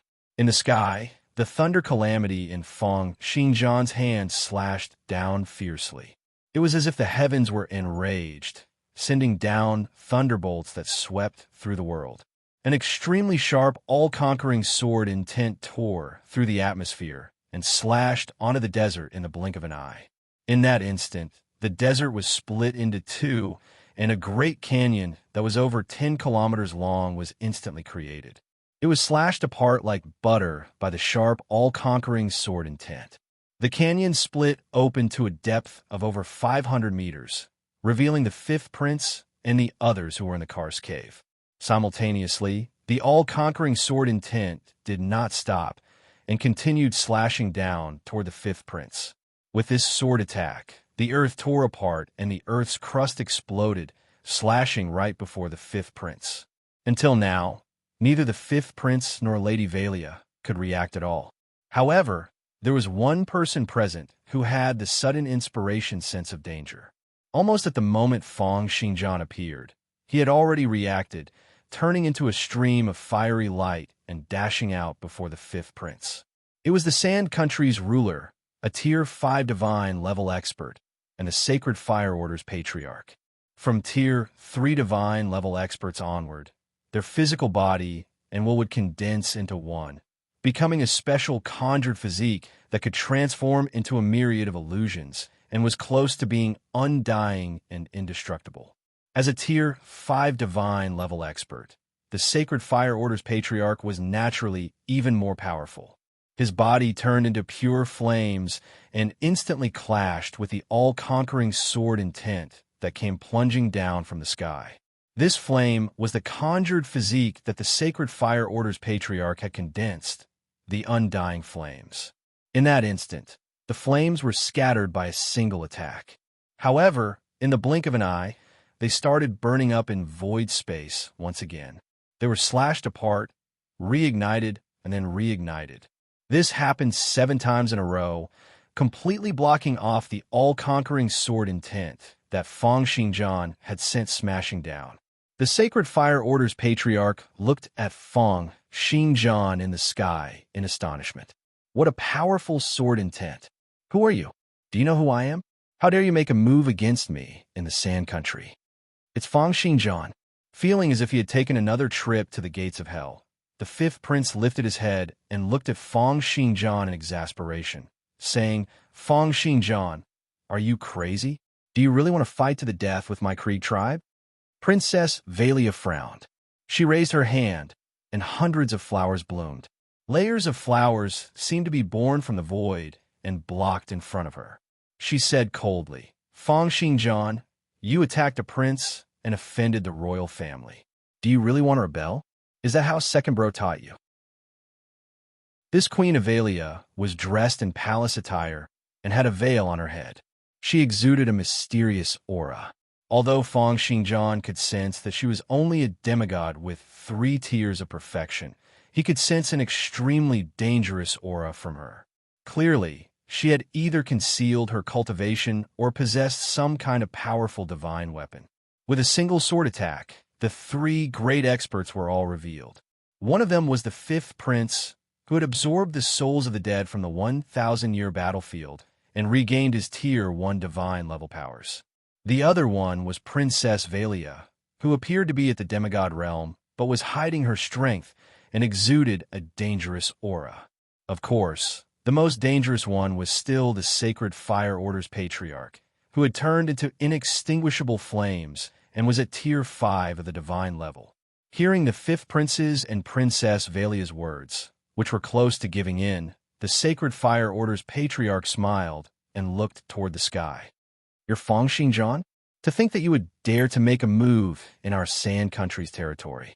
You're really as audacious as the rumors say. Since you've come, then don't leave. Stay behind."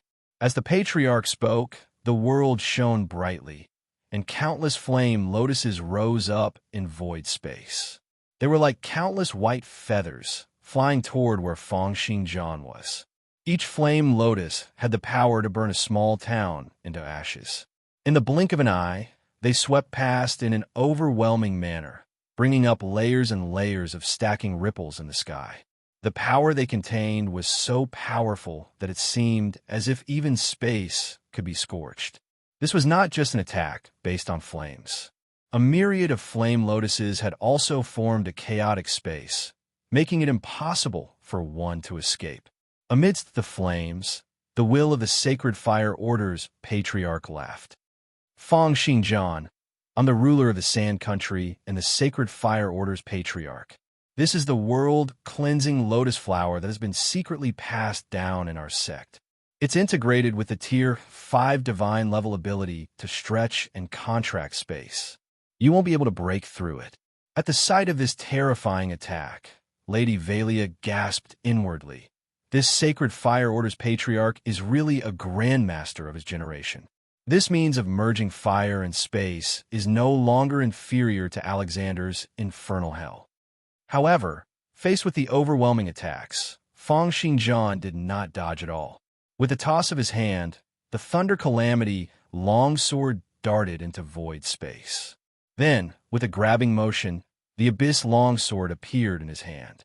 With a slash, the infiltrating void sword intense transmitted out through space. Almost at the instant Fangxing Zhan slashed out, a large area of sparks burst out from the Sacred Fire Order's patriarch's body. What? The Sacred Fire Order's patriarch was taken aback. He had clearly set up layers of spatial defenses, so how had the other party managed to slash at him? Fangxing Zhan said coldly, "Scram. Otherwise, I'll wipe out your entire Sacred Fire Order." The Sacred Fire Order's patriarch let out a cold laugh. Arrogant. At the next moment, with a single thought, the myriad of flame lotuses suddenly increased in speed, shooting out toward Fangxing Zhan like meteors. However, countless all-conquering swords burst out from void space, clashing against the lotus flowers. They were either melted by the lotus flowers or slashed into pieces. The Thunder Calamity longsword moved about in void space, exuding streams of all-conquering sword intense and forcibly fending off most of the Sacred Fire Order's patriarch's attacks. However, the Sacred Fire Order's patriarch was a Tier 5 divine level expert after all. There were still streams of white flame lotuses that collided against Fangxing Zhan's body. They were like popular flames, unleashing a tremendous prowess and burning Fangxing Zhan's heaven-connecting sword physique like a man on fire. Seeing this, the Sacred Fire Order's patriarch laughed out loud and waved his hand. Another myriad of lotus flowers soared into the sky. "Fangxing Zhan, my world-cleansing lotus flowers use martial will as nourishment. Once it entangles you, it'll be able to burn endlessly. You won't be able to wipe it out." However, when Fangxing Zhan sent streams of pure white flames burning on his body, he continued to ignore them. He slashed out with the Abyss longsword again, passing through the densely packed world, cleansing lotus flowers and unleashing 1,000 layers of sword light explosively on the Sacred Fire Order's patriarch's body. The Sacred Fire Order's patriarch let out a stifled snort, and the flames that he had turned into dissipated and regenerated continuously. Throughout the entire process, he kept on dodging and retreating, even setting up layers of chaotic space. The world-cleansing lotus flowers defended, but it was useless. Right now, Fang Xingjian's infiltrating void sword seemed to be able to come and go without a trace. It would only explode at the moment it hit its target, and, at all other times, it would be attached to space. Regardless of whether it was his martial will or the chaotic space, it was hard to defend against it in the slightest. Fang Xingjian slashed out 21 times consecutively, causing sparks to splatter everywhere. No matter how hard he tried, he was unable to break free and could only scurry away like a rat. There was no way he could fend off the attacks, and could only endure them head-on. Simultaneously, the Thunder Calamity longsword in void space shot out in reverse, piercing through Fang Xingjian's body. Relying on its unrivaled slicing prowess, it sliced through streams of his conjured physique. It was as if it was slicing through the skin of an apple, peeling off the burning world, cleansing lotus flowers. Chapter 722. At the sight of this scene, the corners of Lady Valia's eyes twitched fiercely. The fifth prince's heart also palpitated at the sight of this. Such sword arts were far too terrifying. However, although the Sacred Fire Order's patriarch kept on being slashed to the point of exploding, his conjured physique, the inextinguishable flames. The specialty of his conjured physique was that his defense was low. However, he could make use of the Sacred Fire Order's 1,000-year faith to revive almost endlessly. Therefore, even after being slashed over 10 times, he was still alive and kicking. At the next moment, the world within a range of 100 lis suddenly changed. Regardless of whether it was the land, the desert, the karst cave, or the sky, clouds, or atmosphere, all of them had turned into omnipresent flames.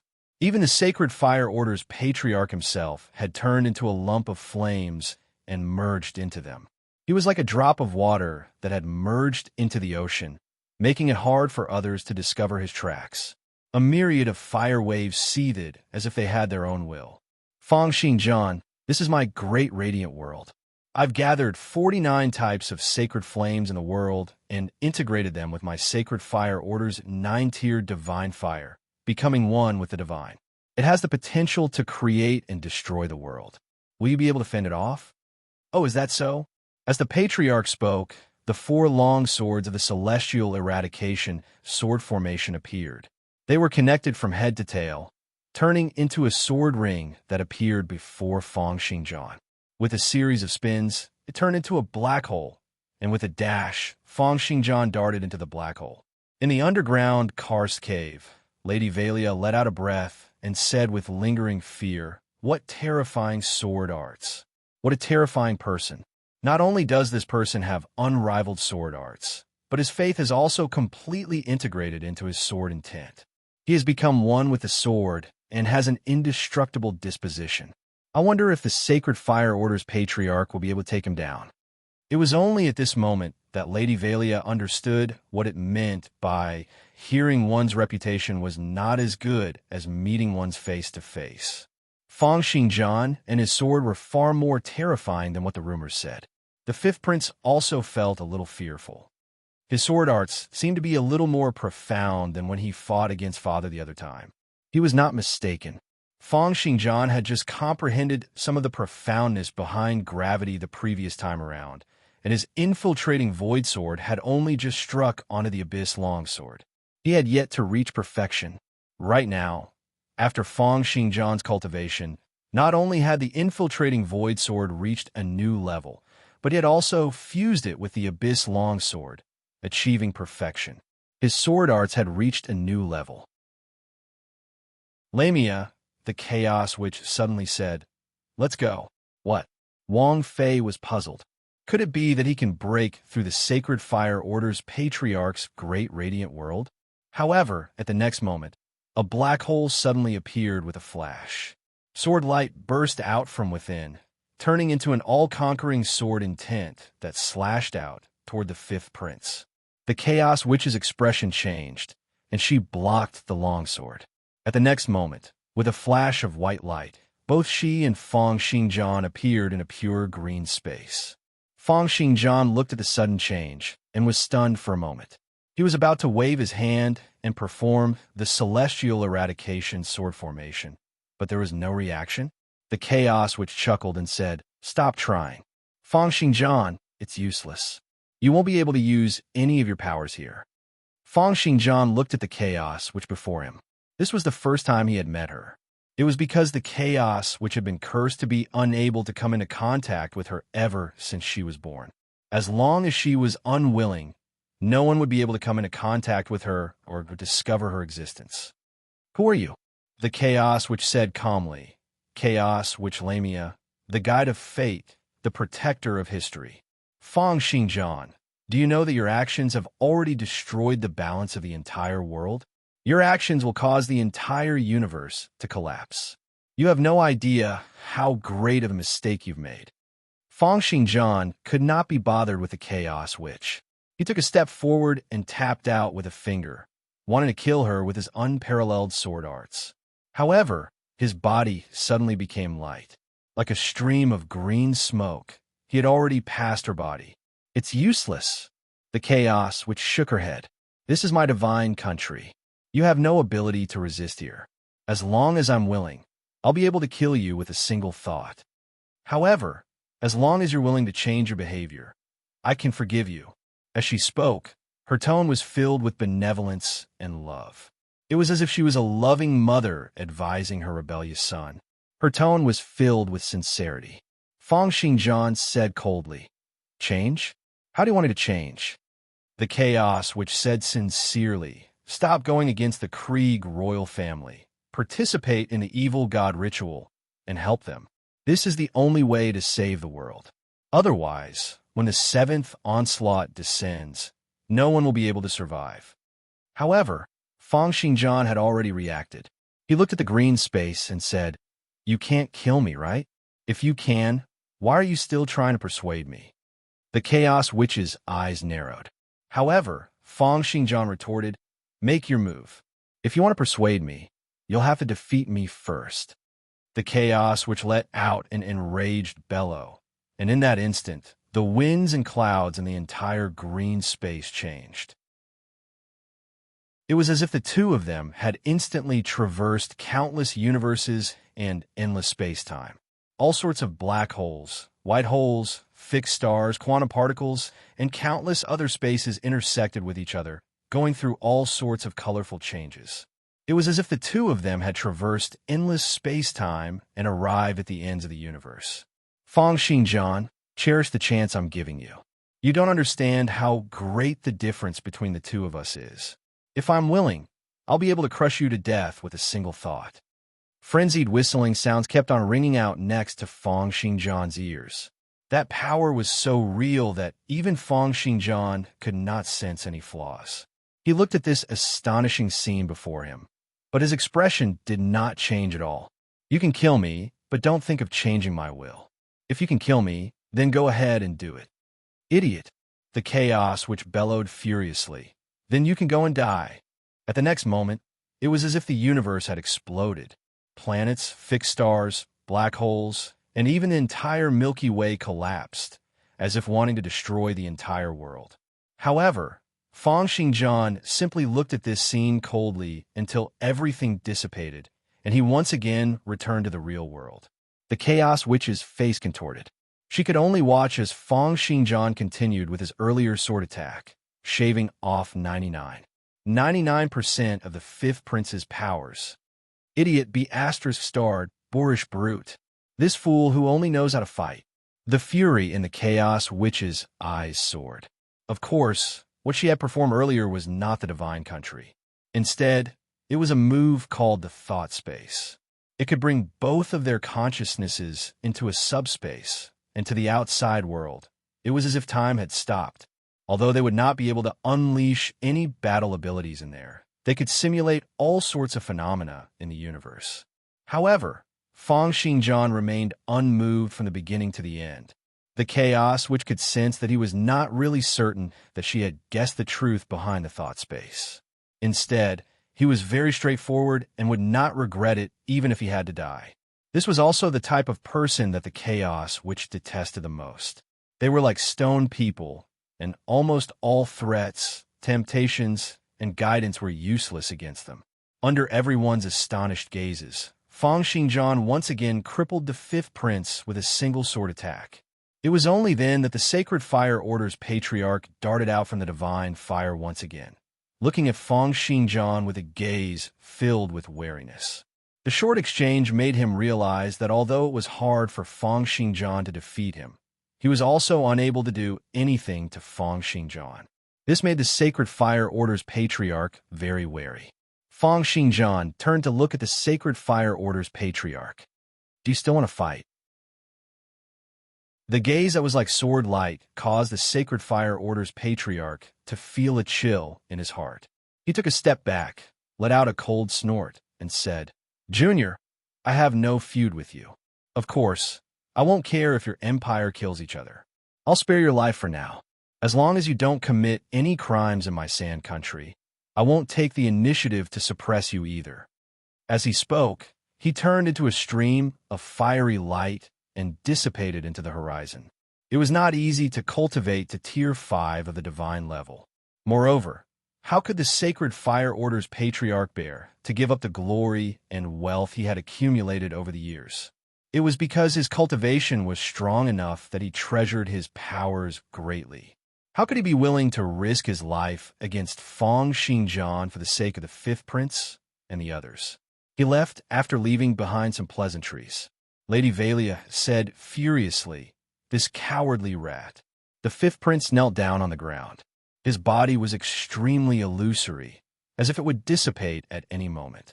He watched as countless martial wills dissipated from his body, and a supply of wills from the 1,000-year ancient battlefield was completely destroyed. He looked at Feng Xingjian and bellowed, "Feng Xingjian, either you kill me today, or I'll wipe out your entire clan one day, be it 10 years or 100 years later. I'll make you regret what you've done today for all eternity." Having been crippled once again, even with the fifth prince's shrewdness and will, he felt like he was on the verge of collapsing. He also hated Feng Xingjian so much that he gnashed his teeth. Feng Xingjian threw him a cold glance and said, "There's no need to kill you. From today onward, as long as you attain the divine level once, I'll strike you down once. You won't be able to hide from me no matter where you go. If you don't believe me, you can give it a try." Hearing Feng Xingjian's words, the fifth prince drew in a cold gasp and was so infuriated that his entire body trembled. His martial will flashed like it was going to break down at any moment. The chaos which watched the entire process from the side. She understood that she could no longer stop Feng Xingjian at this moment and place.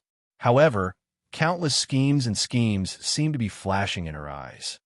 Feng Xingjian must die. He's completely out of control. Even if we choose someone else, he must still die. Chapter 723. Having been defeated by Feng Xingjian 3 times consecutively, and having his powers crippled by Feng Xingjian today, the fifth prince was so infuriated that his entire body was trembling. He was in a state where he wanted to flare up, but had nowhere to vent his anger. This almost drove him crazy. This was especially so when Feng Xingjian said that the moment the fifth prince stepped into the divine level, he would come and cripple him.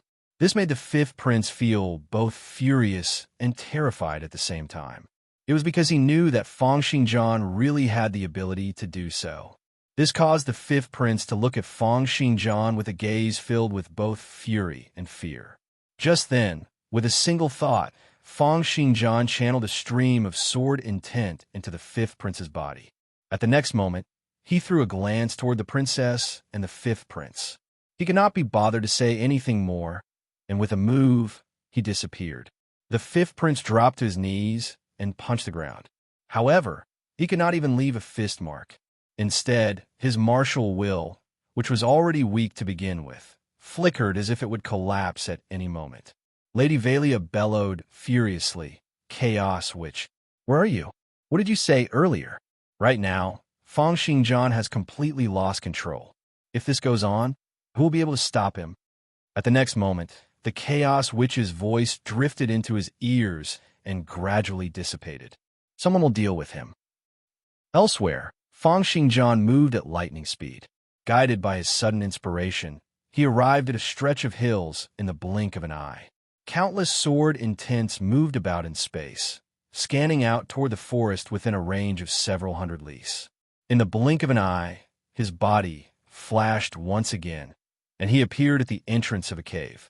Fang Xingjian's gaze flickered slightly, and he headed toward the cave. His walking speed was very fast, as if a gentle breeze was blowing past the depths. Not a single sound could be heard, but in the blink of an eye, he had already entered deep into the mountain. However, along the way, everything in the cave seemed to have been moved away, leaving nothing behind. The last aura I sense from the sudden inspiration is here, but there's nothing left. Did the other party sense it beforehand and moved away? Fang Xingjian's eyes flickered slightly. Suddenly, he slashed out with his right hand sword fingers, cutting open a big hole in the soil beneath his feet. In just a few moves, he had dug out a big hole, and a piece of metal sheet appeared in the soil. Fang Xingjian stretched out his hand, and the piece of iron sheet appeared in his hand. This iron sheet was obviously broken in half. The words Asia-Pacific could barely be seen on it, and there was no other information. Looking at the two large Chinese words, Fang Xingjian frowned slightly. Is it another relic like the Heaven's Volition sword intent and the dragon's scale? Based on Fang Xingjian's observations along the way, as well as sensing this piece of metal sheet under the soil, the cave he had discovered should be an ancient relic. However, during this period of time, a certain influence had discovered this relic. Not only had they opened up the relic, but they had also emptied the relic before Fang Xingjian had arrived, causing him to come back empty-handed. Moreover, from the Chinese words Asia-Pacific on the metal sheet, Fang Xingjian suspected that this place was also related to the Heaven's Volition sword intent he had discovered from the dragon scale previously. Is it from some era in ancient times? To think that it's written in the same language as Chinese? What's the connection between them? After searching the relic in detail and ascertaining that there were no other discoveries, Fang Xingjian returned to midair with a flash. This time around, he once again used his sudden inspiration to sense danger, but he could not sense anything at all. There's no more danger? Or could it be that they've hidden somewhere that even the sudden inspiration can't sense? Fang Xingjian threw a contemplative glance at the relic under his feet. Then at the next moment, with a flash, he returned to the Great Western region. Since he could not sense anything, he decided not to bother about it for now. After all, his subordinates would be able to nurture a certain level of self-protection abilities within a short period of time. On a huge grassland, the entire sky was just a screen of light. There was neither a sun nor a moon. The entire world seemed to always be in the best sunlight, the best weather, the most suitable humidity, and the most comfortable oxygen level. Looking at the vast grassland, the Jade Dynasty's top scholar, Grand Duke Alba, sighed and said, "What is this place? This living environment is like the legendary paradise. Living here, one will probably never have to worry about food and water." Behind Grand Duke Alba was the church's Saint Luluo from 3,000 years ago, as well as Shang's leader, True Lord Qingshan, who had come from ancient times and had lived before the first onslaught. This is Shelter 091. The environment isn't bad, but it might not be paradise. True Lord Qingshan walked forward slowly, with Saint Luluo and Grand Duke Alba following behind him. Ever since they had followed True Lord Qingshan's guidance, they had found an ancient relic and discovered a large number of terrifying weapons from ancient times. There were even a large number of powerful physical bodies that were suitable for divine-level experts to live in. This allowed Shang's countless reincarnators to be reborn once again. They joined forces with the Krieg royal family and became a powerful influence. However, this time around, True Lord Qingshan had left most of his people in the palace. He had only brought Saint Luluo and Grand Duke Alba to this so-called shelter. Why have we come here? Saint Luo asked. Fang Xingjian is getting stronger and stronger. We should kill him as soon as possible to avoid the arrival of the seventh onslaught. Science won't die so easily. If we can't kill them in one go, they'll become even stronger after being seriously injured, True Lord Qingshan said. Therefore, we still need to accumulate power, especially the power of the Krieg royal family and the Mage Association. Never underestimate Fang Xingjian. His potential and his strength are far beyond your imagination. Without complete preparations, I won't fight against him. And once we do, we must kill him with a single blow, not giving him any chances. Join forces with the Mage Association and the others. Saint Luo said with a frown. As the church's saint from 3,000 years ago, she instinctively did not trust the Mage Association. Grand Duke Alba shook his head and sighed. There's no other way. The internal strife in the church is getting more and more serious. Right now, the fight between the three saints has reached its climax. They don't care about the situation here at all. We can only rely on ourselves. Previously, they had also gotten Saint Luo to contact the church, hoping that they could join forces to attack Fang Xingjian. It was a pity that the church was said to be fighting even more fiercely than the empires. So, how could they possibly send reinforcements to the empire? Even the only divine-level expert left in the empire, the Holy Orzen, had headed north to the church. Therefore, our current powers are limited. The Krieg royal family, the Mage Association's experts of the black, gold, purple, and red factions. True Lord Qingshan said with a frown, it's a pity that the mages from the various factions in the Mage Association are too scattered. If only the silver, cyan, and green factions could join in as well. Chapter 724. That's not very possible, Grand Duke Alba said. The 12 factions of mages from the Mage Association have already been dispersed. Putting aside the silver, cyan, and green factions, they're at least still in this world. The Grey Robe faction has already suffered a great deal of damage. The Yellow Robe faction doesn't participate in any battles, and the Blue Robe, Pink Robe, and Orange Robe factions have all left the world. We can only rely on ourselves. True Lord Qingshan and the other two stopped before a small white house. This was a small white building located in the plains. It was merely the size of a 2-story building, just like an ordinary building in a village. There was nothing special about it at all. However, when True Lord Qingshan looked at this small building, he revealed a nostalgic gaze. Shelter 091 is a subspace that was opened up in our era. Here, Fang Xingjian won't be able to sense us. And this small building before us is a virtual reality cultivation room. I'll enter it to train in seclusion. The day I come out of seclusion 1 month later will be the day when the evil god ritual will be held. After the ritual is completed, it'll be time for us to suppress Fang Xingjian. When Fang Xingjian arrived at the Great Western region, the first thing he did was to look for Tyrant. With a toss of his hand, he tossed Adam's blood before Tyrant. Sensing the terrifying power contained in the drop of blood, Tyrant's countenance changed, and he said, "What is this? Is this the blood of the heavens?" With a casual scan with his martial will, he could sense that the power contained in it was several hundred times stronger than his own. Fang Xingjian explained, Adam's blood is said to be a drop of blood from Adam, the founder of the ancient path of hell. However, at Adam's level, he should no longer have any blood left. Therefore, I don't know what it is either. However, it should be able to strengthen your martial will. Consume it carefully. Don't be confused by the remnant information in it. Hearing about the origins of Adam's blood, Tyrant's gaze gleamed with excitement. This is good stuff. This is really good stuff. The first thing he thought of was not to use Adam's blood to increase his powers. Instead, he wanted to sacrifice it to the evil god and exchange it for powerful black magic or creatures from another world from the gray demonic god. However, Fang Xingjian did not care why the other party wanted to use Adam's blood. With a casual toss, he tossed Boo's flesh and blood to the other party. This is something that I snatched from the World Annihilation Heavenly Lord. Take a look and see if it's useful. Whether it was Boo's flesh and blood or Adam's blood, they were both related to the physical body, so it was appropriate to hand them over to Tyron for research. Looking greedily at the Boo's flesh in front of him, Tyron was already studying it excitedly. After leaving Tyrant, Feng Xingjian went to where the fourth prince and Philip were. With a swing of his hand, he tossed out Adam's blood. The fourth prince said in astonishment, "This is Adam's blood?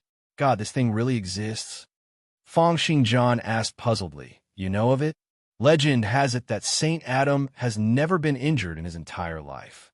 He only fought with the leader of the northern sacred land, the formidable divine King Dante, and left behind 9 drops of blood. Each drop contains Adam's powers and martial arts," the fourth prince exclaimed as he stared at the 4 drops of blood. However, Feng Xingjian shrugged nonchalantly. "Take them and use them. Try to increase your powers as much as possible. In the coming years, there will be endless experts from all walks of life. You'll need to be at least at Tier 3 of the divine level. And it's best if you're at Tier 4 of the divine level. Only then will you truly have the power to self-detonate." After making arrangements for the various matters in the Great Western region, Feng Xingjian announced that he would be going into seclusion and sat quietly in a secret room in the sacred land. 2 hours later, a stream of light dashed out beyond the heavens.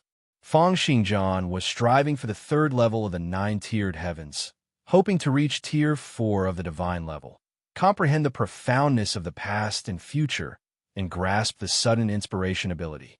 He wanted to work together with the sudden inspiration from the 10th level of the mystical prince to find Lilia's location.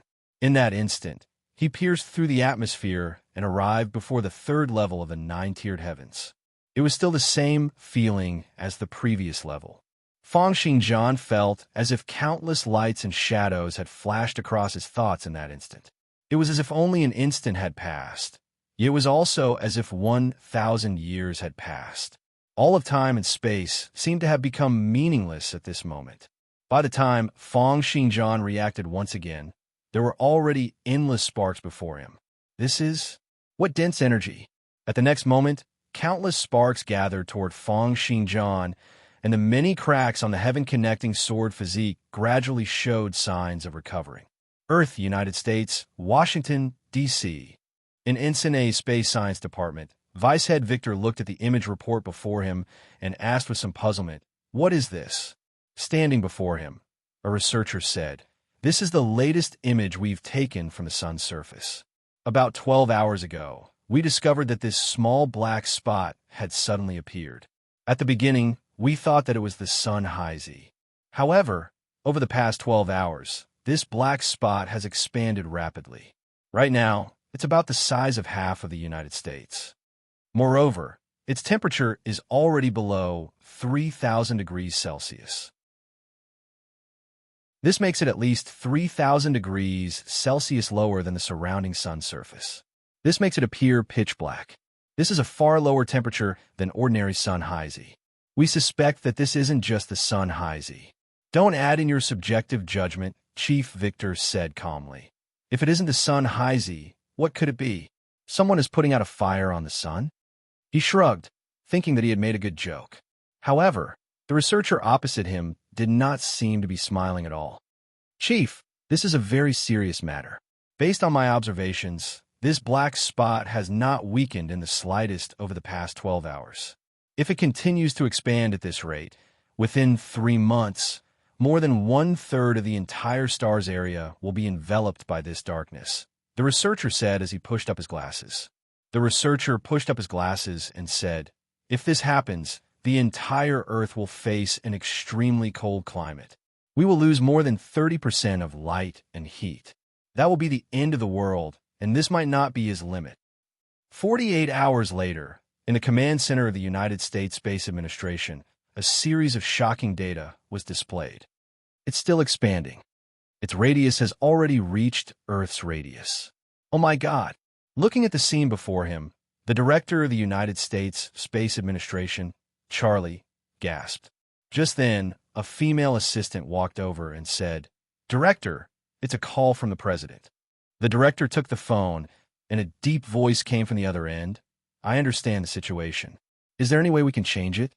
The sun is a total of 152, 1 million kilometers away from us.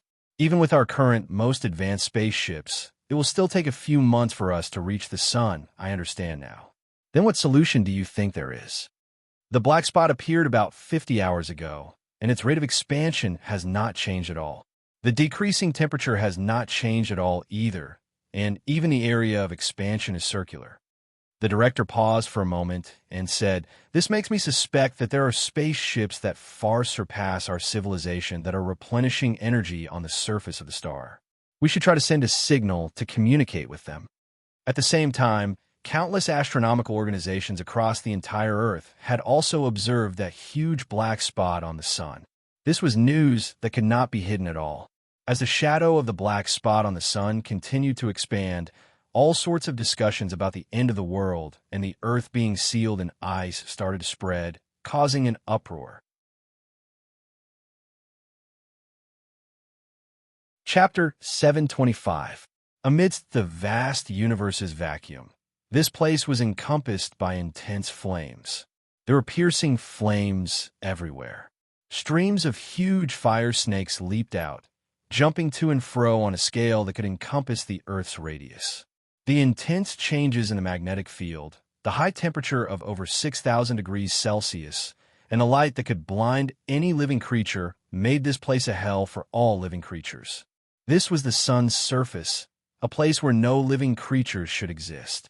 A man wearing a white cape and a white battle suit stood on the sun's surface. He even exposed his palms, head, hair, and eyeballs. However, no matter how high the temperature rose or how the intense moving plasma struck his body, they were unable to change his physical structure in the slightest. Even the battle suit he was wearing was not damaged in the slightest. The man had a head of brilliant golden hair and a pair of dark blue eyes. He looked as majestic and fit as the sun god, Apollo. Looking at the fiery hell before him, the man smiled and said, "Peter, can you hear me?" "Yes." At the next moment, a cold male voice rang out in the man's mind. The vibrations in your throat transmitted the sound waves to the receiver at the back of your head. They were then transmitted to me through the quantum communication device. Thankfully, you lowered your defenses and allowed me to place the device into your body. They don't seem to have suffered any damage. Try shaking your head. The man in the flames moved his head a little, and the man called Peter said, "There's no problem. The delay is about 0.2 seconds. "Amazing," the man in the cape said.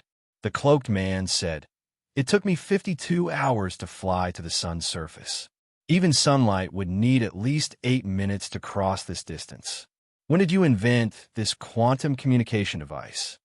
"Just 60 hours ago. We don't have time to chat idly. Search for the target, Caesar." Peter's voice was cold and rational. "The Earth has become a mess. If we don't resolve this quickly, humans will kill themselves before the Earth is sealed in ice." "Understood." Caesar's gaze tensed up, and his expression turned grim. His eyes narrowed, seeming to be able to see through the layers of flames and see the scene that was several hundred kilometers away. "I didn't discover any abnormalities." Peter's voice rang out in Caesar's mind. "Search in the direction 21 degrees to the west. That should be the center of the black spot." Caesar nodded. Then he dashed out, leaving a long trench in the sea of flames on the sun's surface. He dashed toward his target at a speed of Mach 200. The violent plasma collided with his body, forming a dense plasma cloud. They overlapped and collided with each other, continuously covering Caesar's body, forming a continuous nuclear explosion. However, similar explosions were happening on the sun almost every minute and second. However, they were unable to harm Caesar, who was moving at high speed. It was as if his surroundings were covered with an invincible layer of defense. No matter how high the temperature and explosions were, they were unable to harm him at all. Even the clothes on his body could not be damaged. As Caesar continued to advance, the temperature in the surroundings plunged rapidly. In the blink of an eye, it had reached 500 degrees Celsius. This was still considered a high temperature on Earth, but it was an unbelievably low temperature on the sun's surface. All the heat seemed to be absorbed by a black hole. Continuing forward, Caesar felt the temperature drop again. When the temperature reached 100 degrees Celsius, a huge black sphere appeared in front of him. As far as the eye could see, the flames had disappeared. Under the temperature of 100 degrees Celsius, there was no intense plasma movement in the surroundings. There was only a black object that looked like a pool of water floating in midair. Unbelievable. Caesar looked at the black sphere before him, circled around it, and asked, "Did you discover anything? This is an absolute black body?" Peter's voice rang out in Caesar's mind. "No, it's impossible for such a thing to exist. However, it should be absorbing all the heat radiation from the sun. Let me think. It was a pity that the sun was too far away and the environment was too harsh." Peter was unable to get Caesar to bring more detection devices to the sun. However, Caesar slowly moved closer to the floating black sphere and said, "Is this the culprit? Let me test its prowess." With that, before Peter could stop him, Caesar had already punched out fiercely. It was as if 1,000 nuclear missiles had exploded out of thin air, and violent powers surged out toward the black sphere. At the instant his fist collided with the black sphere, densely packed cracks spread out in all directions with his fist as the center. Kacha. Seeing that the cracks were increasing in number and pieces of black solids fell off, Caesar scratched his head and said, "It seems that I've succeeded." "Be careful," Peter said. "This might be a weapon of some kind of artificial intelligence. Then it's an enemy." Caesar grinned and punched out with both his fists at the speed of lightning. Each punch had the power to shatter Taiwan into two, to set off a nuclear winter in half of Asia, and to create another great tsunami in Indonesia. The terrifying fist force landed on the black sphere's body one after another. There seemed to be a rumbling sound ringing out in void space, and the entire sphere instantly shattered into countless black fragments. As the black sphere shattered, a human figure that was filled with a myriad of white light was revealed. It was as if the entire sun had been stuffed into a human body. Even though the light that burst out from the human body had been weakened by many layers, it still caused Peter, who was watching the video far away on Earth, to let out a muffled groan. He covered his bloodshot eyes and burst into tears. It's an extraterrestrial life form. He's the one who created this disaster. Fang Xingjian opened his eyes and sensed that the injuries on his heaven-connecting sword physique had mostly recovered, and the cracks all over his body had almost all disappeared. Seething energy that far surpassed what he had felt in the past continued to seethe and roar in his body, causing his body to emit a brilliant white light. It was as if he was a sun that kept on burning and exploding. With a single thought, the shattered black sphere and the surroundings once again turned into streams of martial will. They instantly turned from a solid state into green smoke and were absorbed into his body. At the same time as he withdrew his martial will, he turned his head and saw Caesar, who had destroyed the black sphere earlier. Looking at the light figure's gaze, Caesar felt his scalp turn numb. It was as if countless sharp swords had pierced through his body. "Are you the one who created the shadow on the sun?" Fang Xingjian did not reply. He merely scanned the other party's body with his martial will and sensed a dense amount of ether particles emerging from the other party's body. It was similar to that of a conferred knight, but there were also differences. It was because the other party's body was still composed of molecules and atoms instead of physical particles. "You don't understand? I'm asking you." Caesar's eyes narrowed slightly. Then with a flash, he appeared before Fang Xingjian like a piece of land. He punched out, and it was as if an asteroid had collided into Fang Xingjian's face. "What are you talking about?" A mushroom cloud that was several thousand kilometers in size suddenly exploded. Brilliant white spots were born on the surface of the star, rapidly covering the shadow that had been cast over the past 48 hours. Chapter 726. In the United States, New York, in the secret base at the 12th underground level. Peter wore a black mask, a black cape, and a combat suit. He looked at the video in silence. It was the final recording sent by Caesar from the Solar Watch. rapidly flashing afterimages, filling up the sky with explosions and constantly colliding particle currents. The speed and power of both sides far surpassed the limits of humans. Even Peter was unable to see the battle clearly. He could only see a light figure appearing in the video at the end. The figure reached out a hand, as if grabbing onto the entire screen. Peter knew that the other party had lifted Caesar up.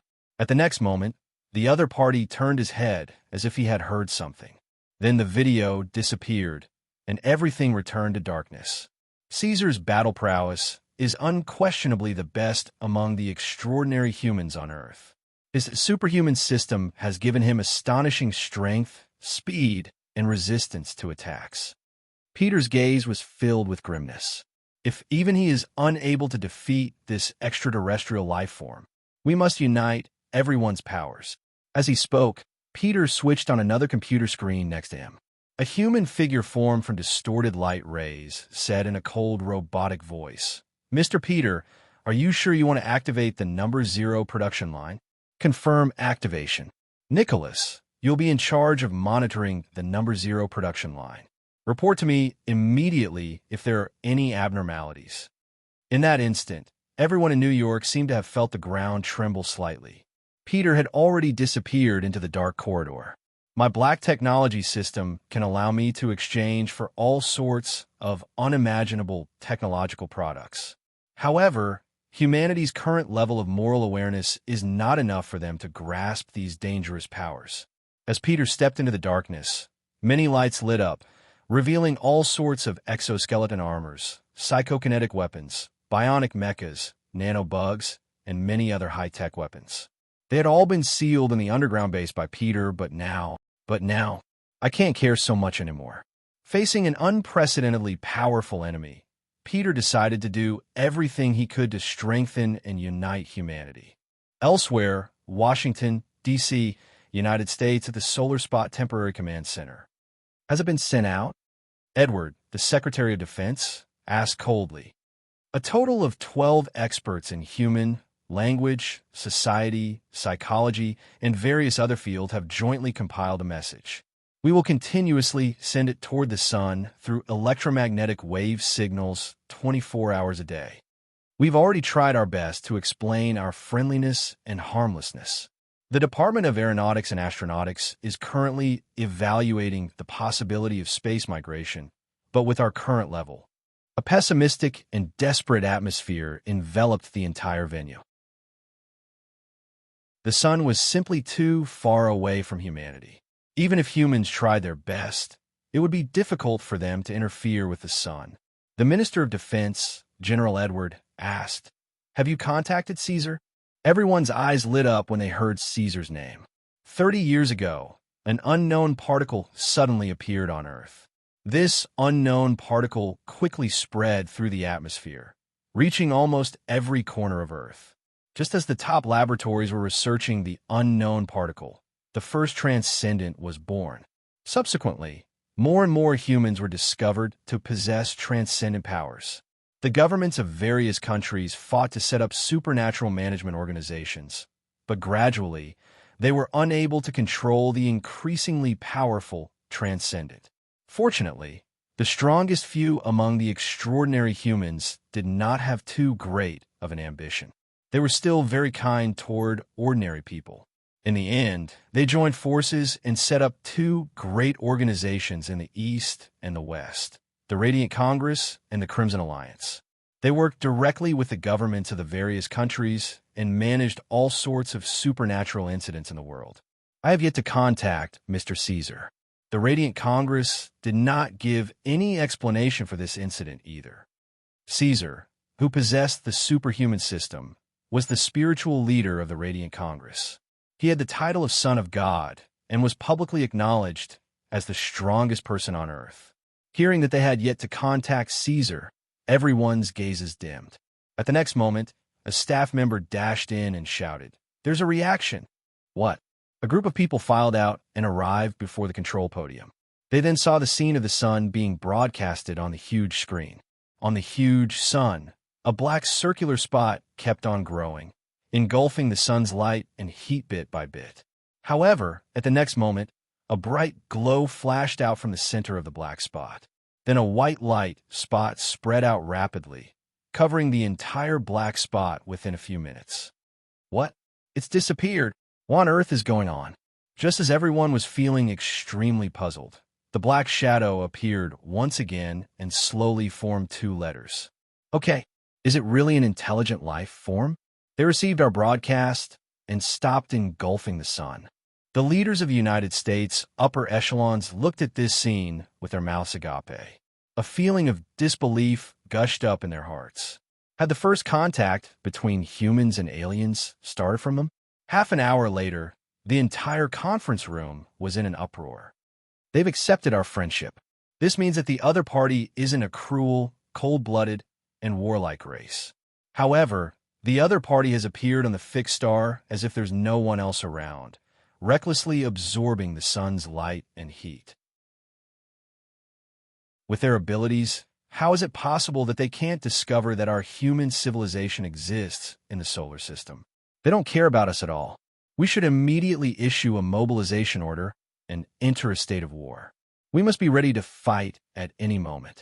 For a spaceship to be able to appear directly on a fixed star, it's very likely that they already possess technologies such as superluminal flight, wormhole shuttling, and spatial warping.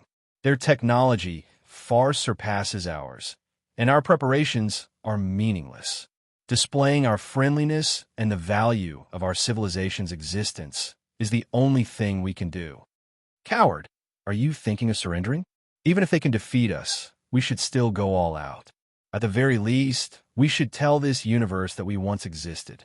Elsewhere in the sky above the sun, Feng Xingjian was slowly reading the information contained in the electromagnetic waves. Hello, guests from the vast universe. We are humans, a civilization located on Earth. We are located on the third planet from the sun in the order of closest to the sun. We deeply welcome your visit. However, if you guys continue to absorb the sun's energy without restraint, it'll cause unbearable harm to our civilization. Please stop such rude and crude behavior immediately. As expected, it's another parallel world. Feng Xingjian threw a glance at the unconscious Caesar. But what's up with this guy? Feng Xingjian felt that this world seemed to be very complicated. When he thought of how the third level of the nine-tiered heavens contained the so-called profoundness of the past and future, he could not help but have a lot of thoughts. At the next moment, grabbing onto the unconscious Caesar, Feng Xingjian dashed out rapidly in the direction of Earth. Although he was unable to move at close to light speed while carrying Caesar, streams of intense particle currents gushed out from behind him, causing his speed to increase rapidly. There was no air resistance in the universe's vacuum. This allowed Feng Xingjian's speed to increase incessantly. Very soon, he surpassed 300 times the speed of sound and was still increasing. Chapter 727. In a certain summer palace in France. Although it was late at night, the palace was still brightly lit. However, in this palace that was filled with a classical aura, impetuous electronic music was playing. Amidst the colorful lights, groups of young men and women were wantonly showing off their liveliness on the dance floor. Occasionally, there would be men and women dragging their partners into dark private rooms or corridors. Then comfortable moans would ring out. The entire interior of the palace had been modified into a modern nightclub. If experts who loved ancient architecture were to find out about this, they would probably lament that it was a waste of heavenly resources. At the same time, thousands of meters above the sky, a small black fighter plane flew above the summer palace. The black fighter plane had a streamlined body. Under the mysterious black paint, one could see the arcs and protrusions of unknown functions, giving off a strong feeling of science fiction. As it came to a stop, two streams of plasma flames shot out from the bottom of the aircraft, allowing it to hover in the sky. Nicola, activate alert mode. A cold electronic voice rang out from the fighter aircraft. Yes, Mr. Peter. At the next moment, a pure black figure leaped down from the fighter aircraft. It was one of the leaders of the Radiant Congress, Dark Knight Peter. His entire body was encompassed in a layer of bright black armor, and a pair of huge black wings that were like the wings of demons spread out on his back.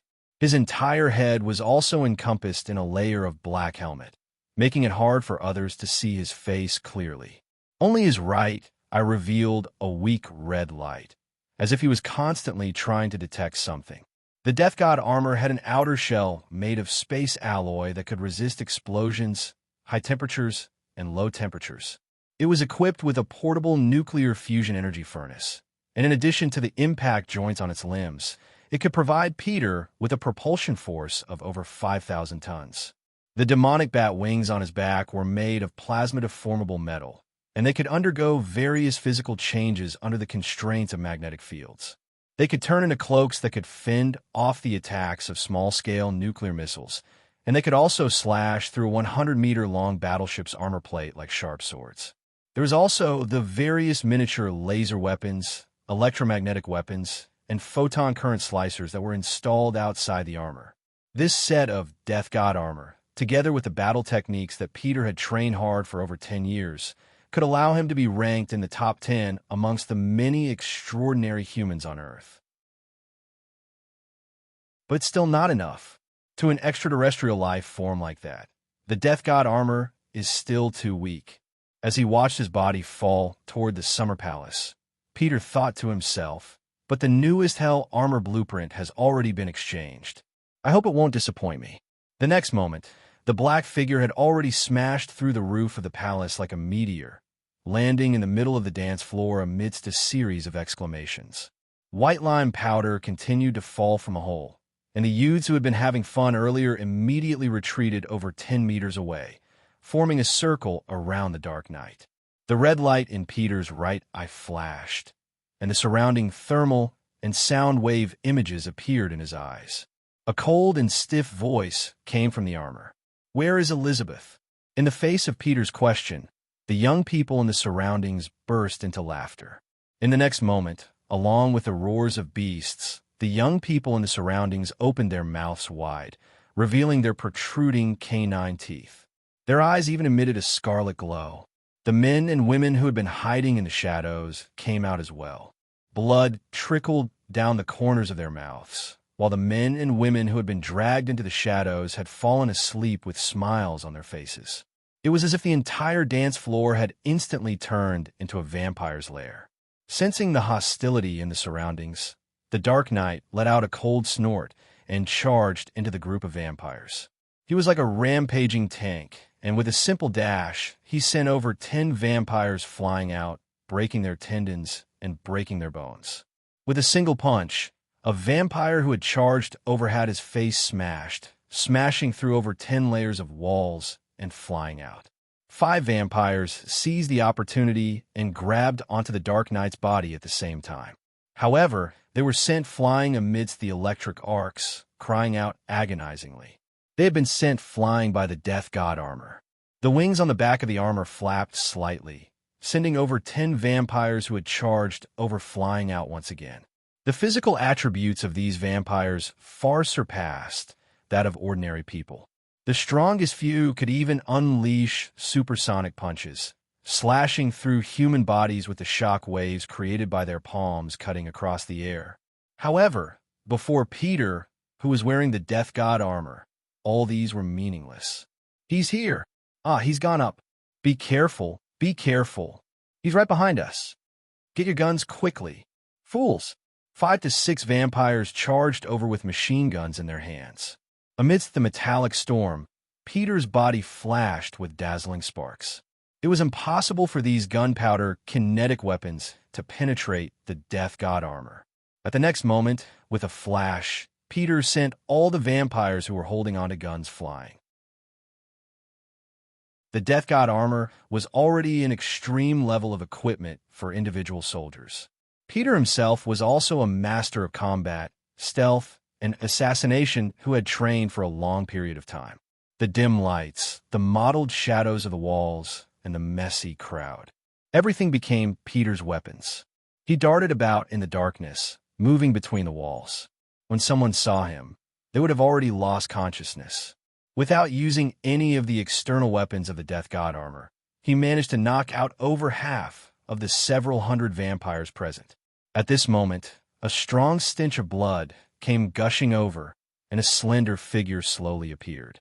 She walked upside down on the roof of the palace, like a reflection in a mirror, giving off a strange yet elegant feeling.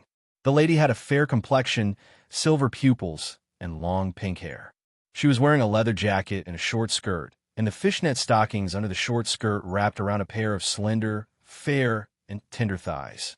The appearance of a heavy metal lady did not match her elegant movements at all. "You guys aren't his match. All of you back down." The lady's voice had a hint of laziness and charm, but it caused the many vampires hidden in the shadows to feel a chill in their hearts, and they slowly backed off. Just like that, she walked up to Peter and Medare. Then that lady said in a sweet tone, "Little cutie, why did you think of coming to look for me?" However, the Dark Knight did not let down his guard just because of the lady's gentle voice. Bloody Queen Elizabeth was a powerful, extraordinary human who possessed the vampire system. She was one of the most dangerous monsters on Earth, and the 712 tragedy that she had caused had once turned the entire Paris into a ghost city. Even though she had already joined the Radiant Congress, the Dark Knight had never let down his guard. After all, she was one of the few existences who could not be killed by Caesar in close combat. There were at least 32 backup plans to kill her in the hard drive of the artificial intelligence Nicola. The Dark Knight Peter said coldly, "A new system holder has appeared. He is extremely dangerous, and I need your assistance." Considering how dangerous the other party was, the Dark Knight did not reveal the news of Caesar's failure. The other party's answer was just as he had expected. Not interested. Elizabeth suddenly hugged the Dark Knight's helmet tightly, and her blood-red and agile tongue slowly licked his metal mask. "Unless you're willing to do some interesting things with me." A strong charm burst out from her eyes, and it was enough to make any ordinary person die for her. However, at the next moment, violent electric currents burst out from the other party's central nervous system. The femtoid that the Dark Knight had implanted into her body had been activated. The micro-robot, which was 1,000 times smaller than the nanometer, had already occupied every part of her body along with her blood circulation. Even the Bloody Queen had yet to find a way to expel it. Ah! Agonizing cries rang out through the entire summer palace, and in the blink of an eye, the Bloody Queen had already dropped to her knees. One day, I'll remove the little thing that you placed in my body and then suck up every single drop of blood in your body. If there's no problem, we'll set off immediately. The French garrison has already discovered the situation here." The Dark Knight grabbed the Bloody Queen, who had gone limp all over, and flew up into the sky. In the outskirts of New Mexico, United States, with a thunderous rumble, a stream of white light cut across the horizon. Feng Xingjian moved rapidly in the atmosphere and then reassembled himself next to a road. He had already thrown Caesar into orbit around the Earth.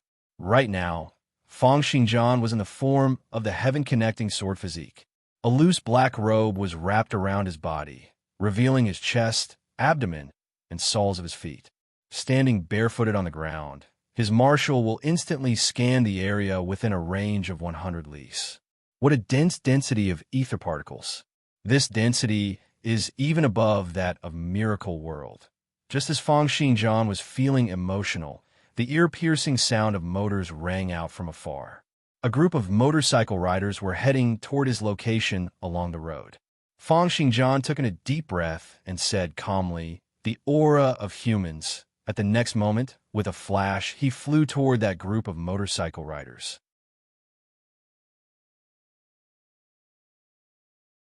Chapter 728.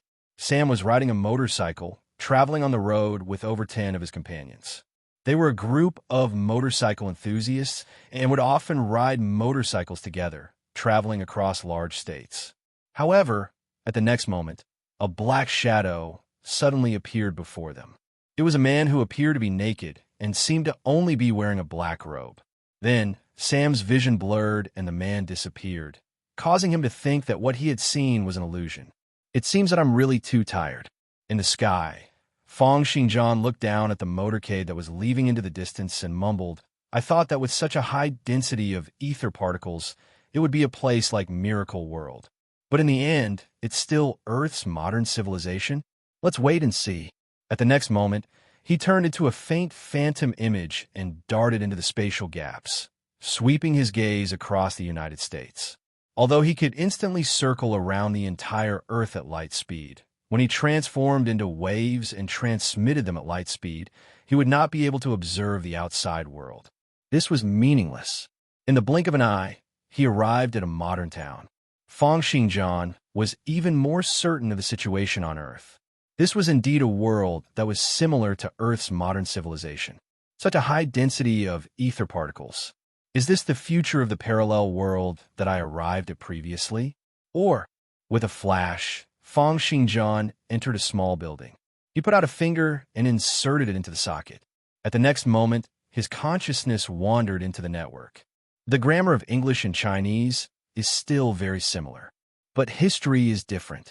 Huaxia in the United States, as well as the chairman and presidents, are no longer the same as before. Moreover, this world is now the year 2031. There are no passageways leading to Miracle World, but there are high density of ether particles. Feng Xingjian stroked his chin, already having some guesses about the world before him. He then thought of the extraordinary human he had met on the sun's surface previously. It's true that such a high density of ether particles will allow humans to possess extraordinary powers. Will I be able to find information on the network? As he spoke, he had already started to search for information regarding extraordinary powers. A young man had saved several hundred people from a huge fire. An adult man had lifted a truck that weighed several tens of tons. Some astronomy enthusiasts had observed flying humans in the middle of the night. Feng Xingjian could not tell if it was real or not. But the one who sent the electromagnetic broadcast to me earlier should be the government on Earth. They don't seem to know that the extraordinaire attacked me. It looks like the relationship between the extraordinaires on Earth and the government isn't very close. Still, keeping the existence of supernatural powers a secret to maintain the stability of society, it's not a bad idea. After searching for a while, Feng Xingjian gave up on searching for more information on the internet. There was too much information on the internet. Even with the computing power of Feng Xingjian's brain, he couldn't easily search through it. It was better to put in some effort in the real world. That extraordinary human on the sun already possesses the battle prowess of a Tier 3 or even 4 divine level expert. If we use him as a reference, then let's not attract too much attention. At the thought of this, Feng Xingjian gave up on the idea of attracting the attention of the world at the second level of the Heavenly Palace. After knowing the general background of this world, Feng Xingjian started to think about the profoundness of the third level of the 9-tiered Heavenly Palace. The third level of a 9-tiered Heavenly Palace would allow one to comprehend the profoundness of the past and the future. Feng Xingjian had guessed earlier that he had come to a parallel world. It was very likely that the timeline was in Earth's past or future.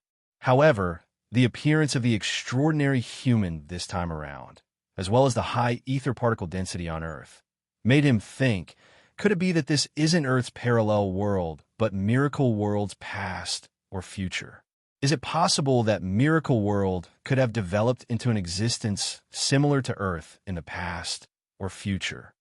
However, at the thought of the dragon scale, the Chinese characters on it, the Heaven's Volition Sword Intent, and the 2 Chinese characters Asia-Pacific in the relic, he could not help but feel even more suspicious. But if this is Miracle World's past, then what is the Earth that I came from? Why did Miracle World become like that? If this is really a parallel world of the past or future, then Feng Xingjian's gaze narrowed. This won't do. There's still too little evidence. I need more discoveries. The more he thought about it, the more confused he became. Feng Xingjian decided to activate his sudden inspiration at full power. He wanted to search for the location of the fortuitous encounter. At the next moment, with a move of his body, he traversed across the sky and arrived in the sky above Los Angeles. In the quiet night, Feng Xingjian unknowingly landed on a street. He could sense that there was something or someone or something that would be of great help to him. His fortuitous encounter was about to appear here. A few minutes later, a red sports car cut across the long street like a red bolt of lightning, and a loud roar rang out through the streets. The sports car passed by Feng Xinjian at lightning speed, its flashing taillights disappearing into the distance. Feng Xinjian's gaze looked toward the disappearing sports car. That's her. In the sports car, an extremely beautiful blonde lady was stepping hard on the accelerator. She let out a cheer as she watched the streets flash past her at lightning speed. Not only did the blonde lady have a beautiful face, but her figure was also curvaceous. She could be compared to those top female celebrities in the magazines. She had a fiery disposition that could make any man gulp fiercely. She could be said to be an extraordinarily beautiful woman. Unknowingly, Feng Xinjian had already maintained a parallel state with the sports car. His marshal will scan the other party's body, and his gaze suddenly narrowed. Her stomach, a part of her body structure, has turned into the structure of physical particles. At the sight of this scene, Feng Xinjian was astonished. She'll turn into the structure of Miracle World's humans in the future? She'll be the first knight. In that instant, countless thoughts flashed through his mind. If this place is Miracle World's past, then what is the Earth that I'm on? Why is it connected to Miracle World? Feng Xinjian shook his head, realizing that he could not make sense of the relationship between the two. He decided to first guide the lady in the sports car and see if she would be able to cultivate if she really turned into the structure of physical particles. He wanted to know if she would have the stats window for attributes and skills. In that instant, he felt as if he was already extremely close to the profoundness of Miracle World. At the next moment, Feng Xinjian suddenly sat in the front passenger seat of the sports car. He looked at the blonde lady and asked, "Do you want to obtain true power? Do you want to become stronger?" It was a pity that although Feng Xinjian's cultivation was very powerful and his martial arts were very profound, he was still a young man who was not even 20 years old. He still did not have a good grasp of the human heart, or rather, the human heart of ordinary people. It had been too long since he had come into contact with ordinary people. Fuck! Amidst a world-shaking and agonizing cry, the blonde lady stepped on the brakes fiercely. Amidst the ear-piercing screeching sounds, the sports car finally came to a stop, leaving behind 2 long tire tracks. The blonde lady glared at Feng Xinjian and said, "Who are you? How did you get up here?" She abruptly drew out a small silver gun from her bag and pressed it against Feng Xinjian's head. "Scram. Otherwise, I'll blow up your head."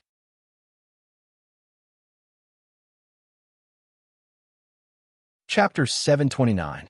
Looking at the silver handgun pointed at him, Feng Xinjian was stunned for a moment. How long had it been since he had come into contact with a gun? And how long had it been since someone had pointed a gun at him? With a single thought, he raised his finger slightly, and the handgun disintegrated at the molecular level, completely dissipating into the air. At the sight of this scene, the countenance of the blonde lady changed. However, she did not panic. Instead, she looked at Feng Xinjian thoughtfully and said, "So that's how it is. Extraordinary human?"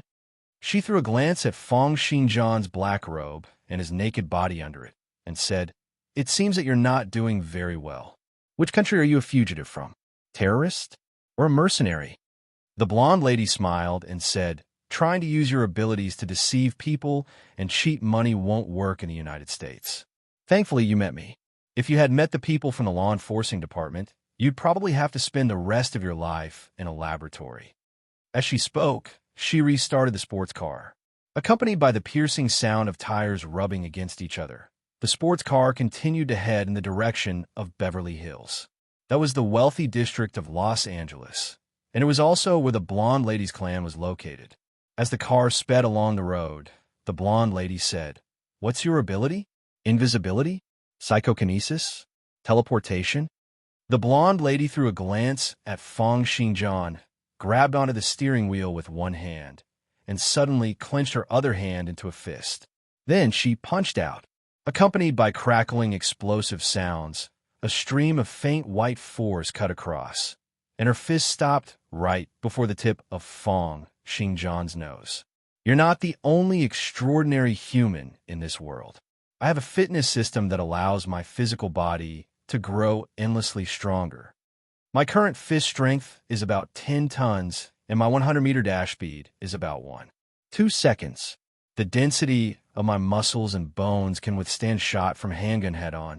If you had continued to attack earlier, you'd be dead.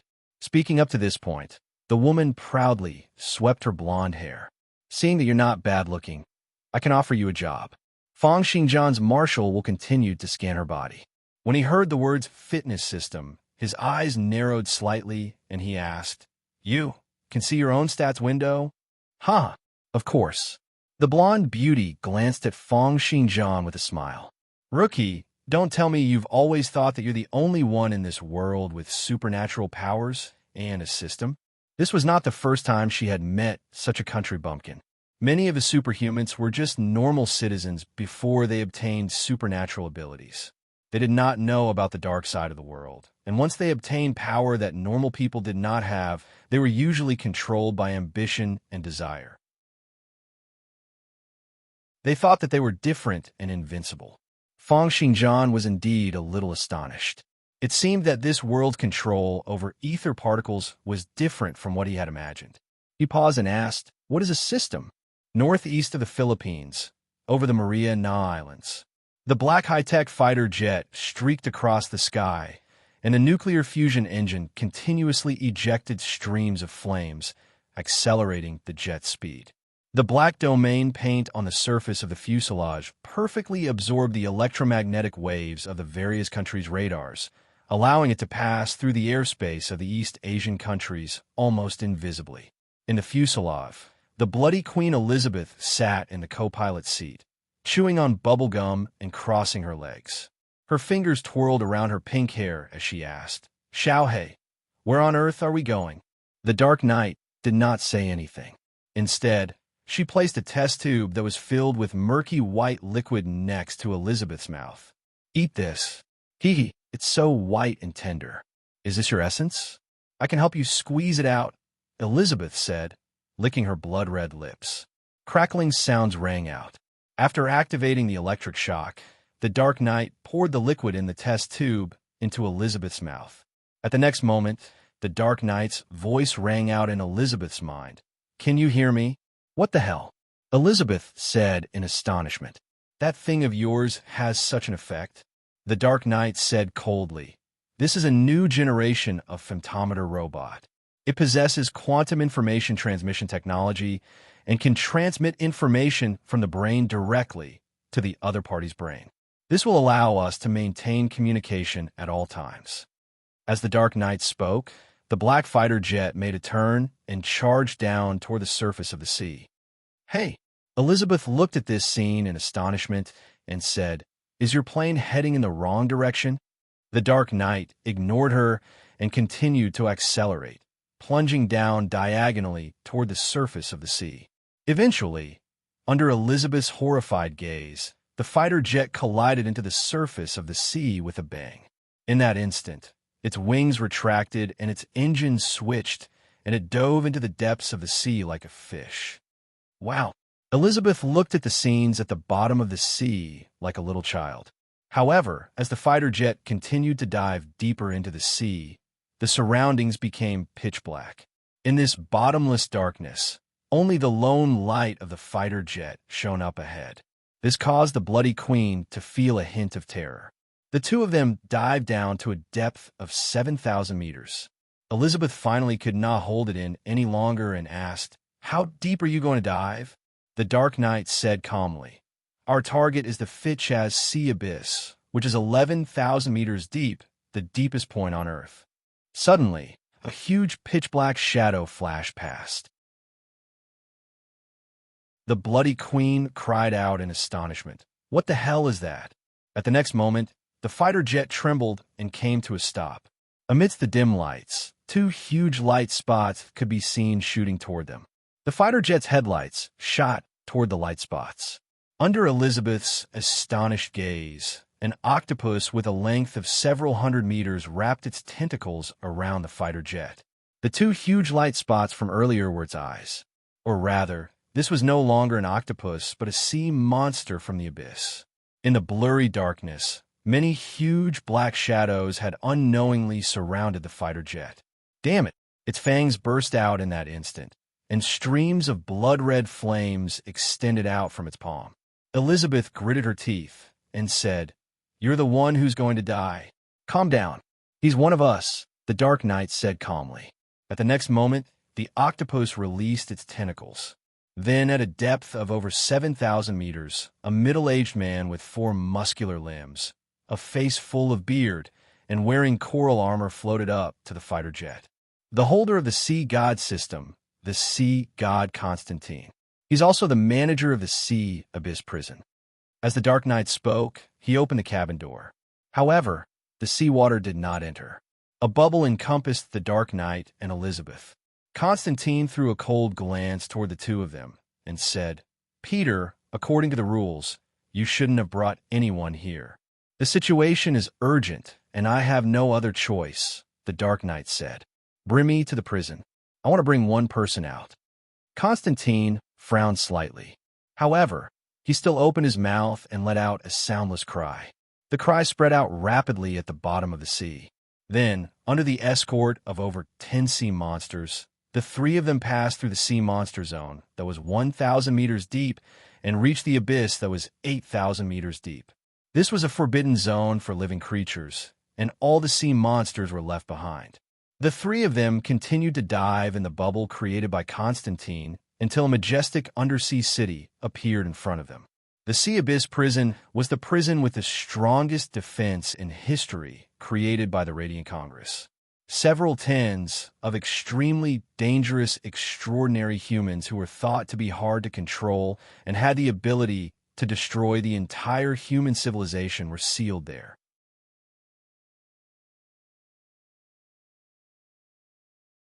Chapter 730. The Dark Knight, Elizabeth, and Constantine walked along the steel corridor. There were combat robots that walked on treads everywhere, as well as fully automatic weapons that were hidden under the steel walls. Other than the extraordinary humans who were locked up, there were no other humans in the entire Ocean Abyss prison. It was because the Dark Knights did not trust any humans. This place was controlled by the artificial intelligence, Zeus, all year round, and all the extraordinary humans were locked up with all sorts of targeted measures. If there were any signs of an escape, the entire area would be vaporized by the plasma flames of 20,000 degrees Celsius. If one were to break out of the prison, the entire prison would be compressed into 1 cubic centimeter of impurities by the 32 gravitational bombs that the Dark Knights had left behind. Comparatively speaking, the water pressure of the deep sea, which was 11,000 meters deep, was nothing much. As for the sea sovereign Constantine and his sea monster army at the periphery, they were not there to prevent the extraordinary humans from escaping. Instead, they were there to prevent people from barging in. Cool. Elizabeth looked at the steel fortress and said, "Then how are you guys going to send the resources over?" Constantine explained, "There's no need for resources. The entire prison forbids all communication between the inside and outside. The prison's energy reserves are sufficient for this place to run for 50 years. Elizabeth then asked, "Then don't the people locked up here need to eat?" "Eat?" Constantine let out a bitter laugh. "The reason we lock them up here is only because we're temporarily unable to kill them." Elizabeth was stunned for a moment. She looked at the two of them walking away, rolled her eyes, and continued to chase after them. The three of them took the elevator and arrived at the deepest part of the prison, the area where the most dangerous, extraordinary humans in history had been sealed. The metal door opened, and as moldy air wafted out, the first detention room appeared before the three of them. There was a huge pupa inside, and it looked like it was dead. "What the hell is this?" Elizabeth asked curiously. "It seems to be dead." "The possessor of the bug tribe system." Constantine looked at the dead pupa, and a hint of coldness was still emitting from his eyes. "For the past 3 years, we've tried several hundred methods, but we weren't able to kill it. Instead, it continued to evolve under the incessant attacks, gaining an increasingly stronger vitality. This system seems to be able to convert danger into energy to upgrade itself. So for the next 7 years, we imprisoned it in this vacuum environment, but this was only a temporary state of dormancy. Even so, it still multiplied at a rate of 0.3% every year. This thing has astonishing vitality and reproduction ability. When it was first discovered, it had occupied almost 1/3 of the Pacific Ocean. The Radiant Congress had to mobilize more than half of their forces to seal it up with great difficulty. Hearing Constantine's helpless voice, the Bloody Queen swallowed her saliva. She suddenly felt that it was great that this world had the Radiant Congress. In the next holding area, there was a huge transparent pillar surrounded by countless metal devices. It was empty. What the hell? Did something escape? Elizabeth exclaimed. No, Constantine explained. That's the owner of the electronic life system. Do you still remember the global blackout 7 years ago? That was to completely kill him, who had an unlimited backup. Although his body has already been beaten up into a chip by us, we realized that as we continued to beat him up, his body was able to break down almost limitlessly. After shattering him into millimeters in order to prevent him from going out of control, we stopped our attempts to kill him. Instead, we used a strong magnetic field to restrain him here. Elizabeth exhaled and said, "You guys have really placed a bunch of bombs here." The third holding room was a standard study room. Rows of bookshelves were placed here, and there were several 100,000 books on them. It was as if this place had turned into a sea of books. However, the entire study room's floor, walls, and roof were all covered by layers of insulators. There were only hints of dim light shining down from the entire study room.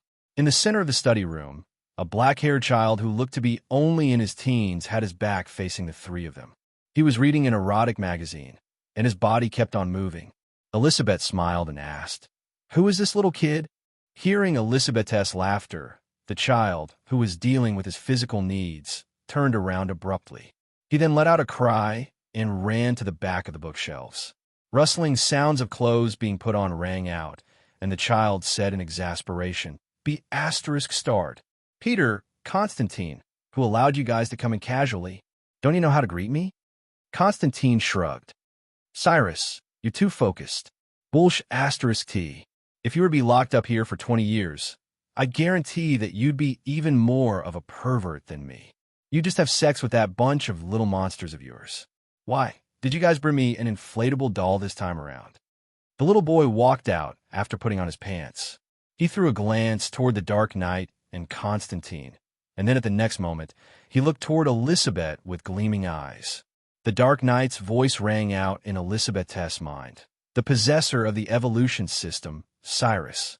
He can absorb almost all the energy in this world, and the instincts of living creatures will allow him to engulf everything he sees almost without any restrictions. Based on my calculations, if he were to release the restrictions, he'd probably be able to engulf the entire human society within a year. Elizabeth looked at the little boy in astonishment and said, "Then how did you guys capture him and bring him here?" After he unintentionally ate his parents, the Dark Knight said calmly, "He willingly got locked up here, using the lowest energy absorption rate to suppress his instincts. I want you to develop him into a descendant, then charm him and bring him away." "Me?" Elizabeth's mouth was agape as she said, "Charm him? You want me to be eaten by him?" "Survival is the first instinct, followed closely by reproduction," the Dark Knight said calmly. "With your charm abilities, you should be able to temporarily control him before he eats up a city. As long as you're careful, everything will still be within your control. Turn him into your descendant, and then charm him. Then we'll be able to temporarily borrow his battle prowess." Cyrus was already hugging Elizabeth's thigh and rubbing against it, saying, "Sister, you're so beautiful." Elizabeth grinned. This was the first time she was being stared at by a child in such a lecherous manner. The Dark Knight looked at Cyrus and nodded. "With him around, we should be able to deal with that monster, right? As for systems, I don't know where this saying came from, but ever since the first extraordinary human was born 30 years ago, more and more extraordinary humans have been born. All of them have a common characteristic. They have their own systems. The so-called systems are able to see a window in one's mind. Through some special events, each system will gather different energies and then deplete the energies to achieve various supernatural effects. It's a three-step process of events, absorption, and release. Take my fitness system, for example. Through various missions and exercises, I'll be able to obtain training points, and the training points can be used to increase my body's potential and the effects of my training. The sports car flashed a series of afterimages before finally stopping safely in a narrow parking space. The blonde lady got off and continued. So do you understand now? In this world, you're not the only one who has a system and extraordinary powers. The waters in this world are much deeper than you imagine.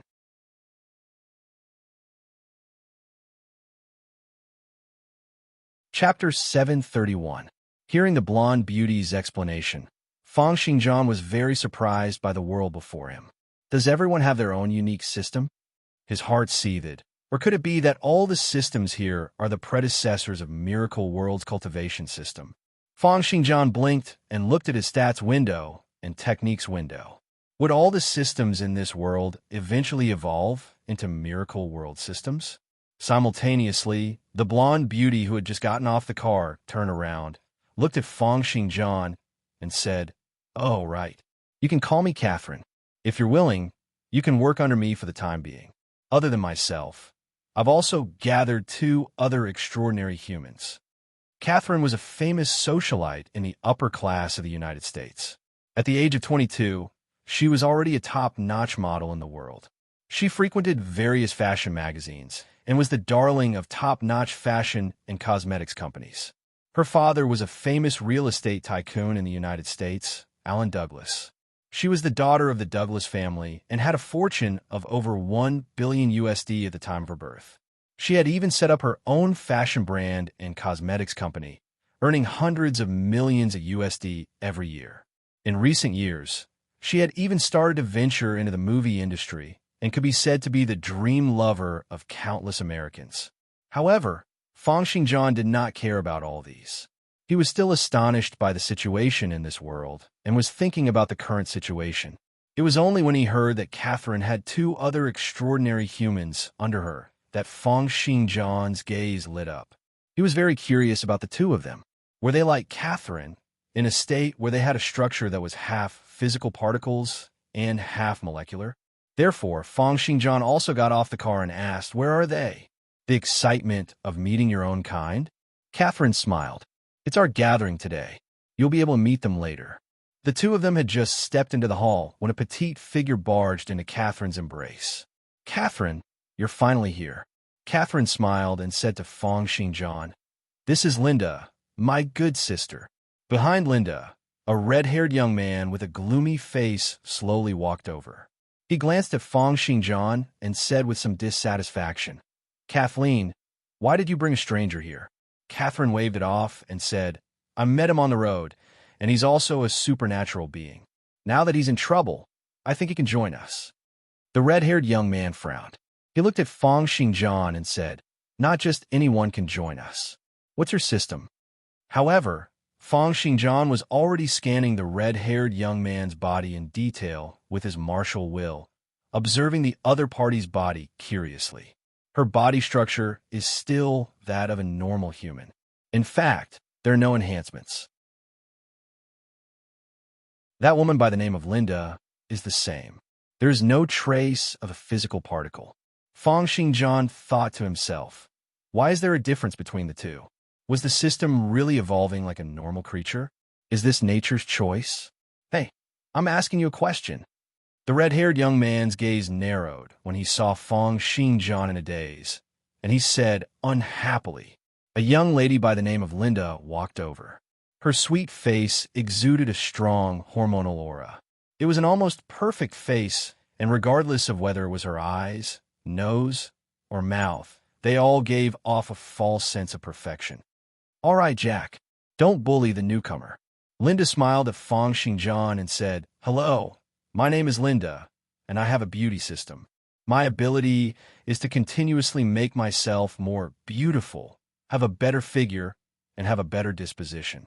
I can make my eyes bigger, my eyelashes longer, my chin sharper, and so on.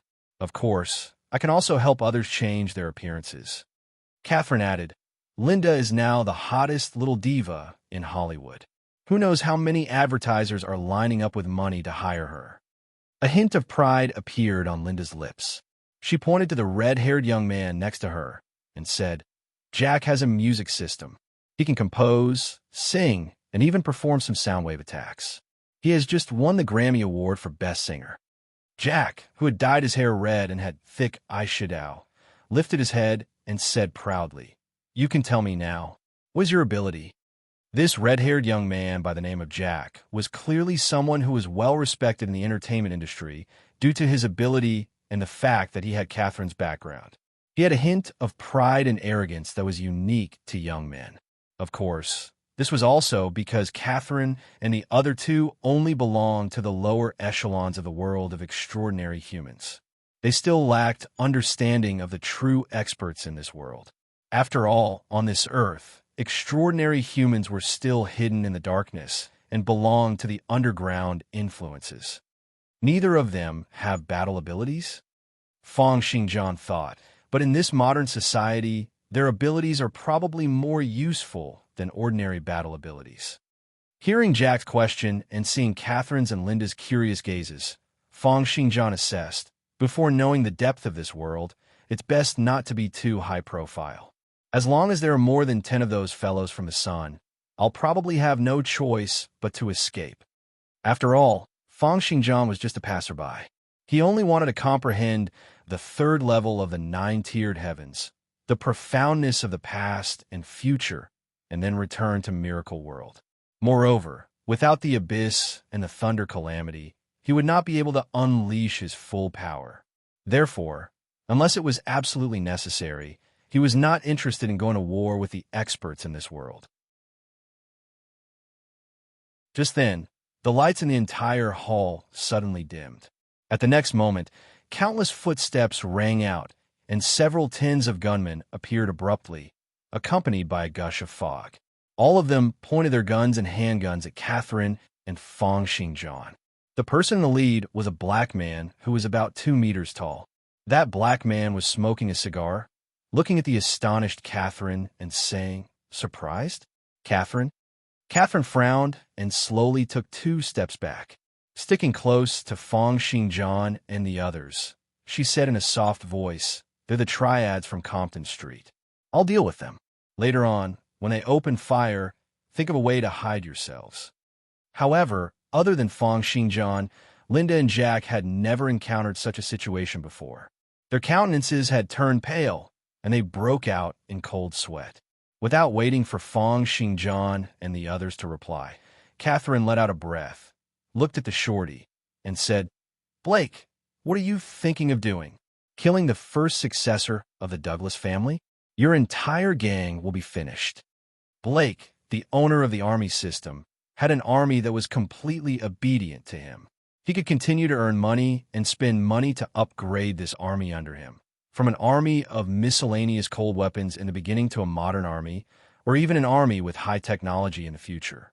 He could increase the number of soldiers in the army, the quality of their equipment, the physical attributes of the soldiers, and even all sorts of explosives, marksmanship, driving, computing, and so on.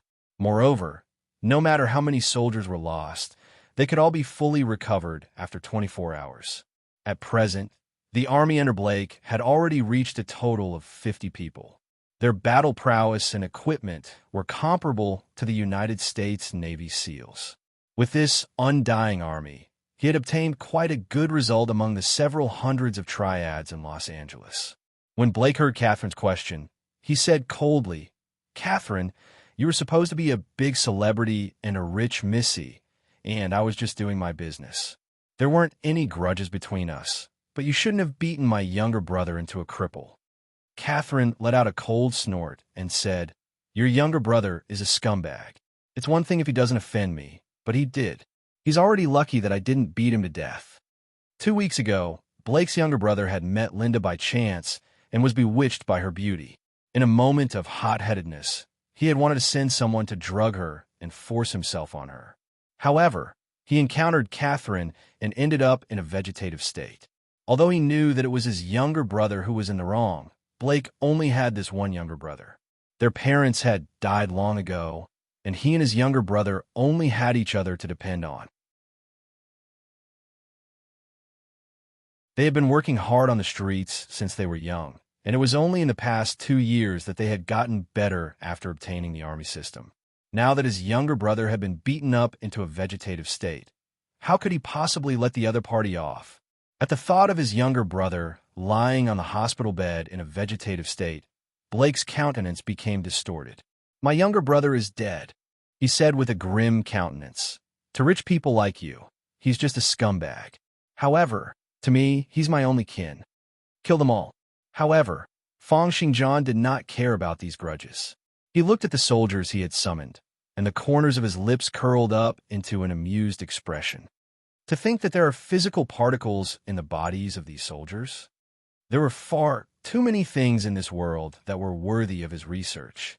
Fang Xingjian felt that if he could decipher the profoundness behind them, his strength would receive a tremendous boost.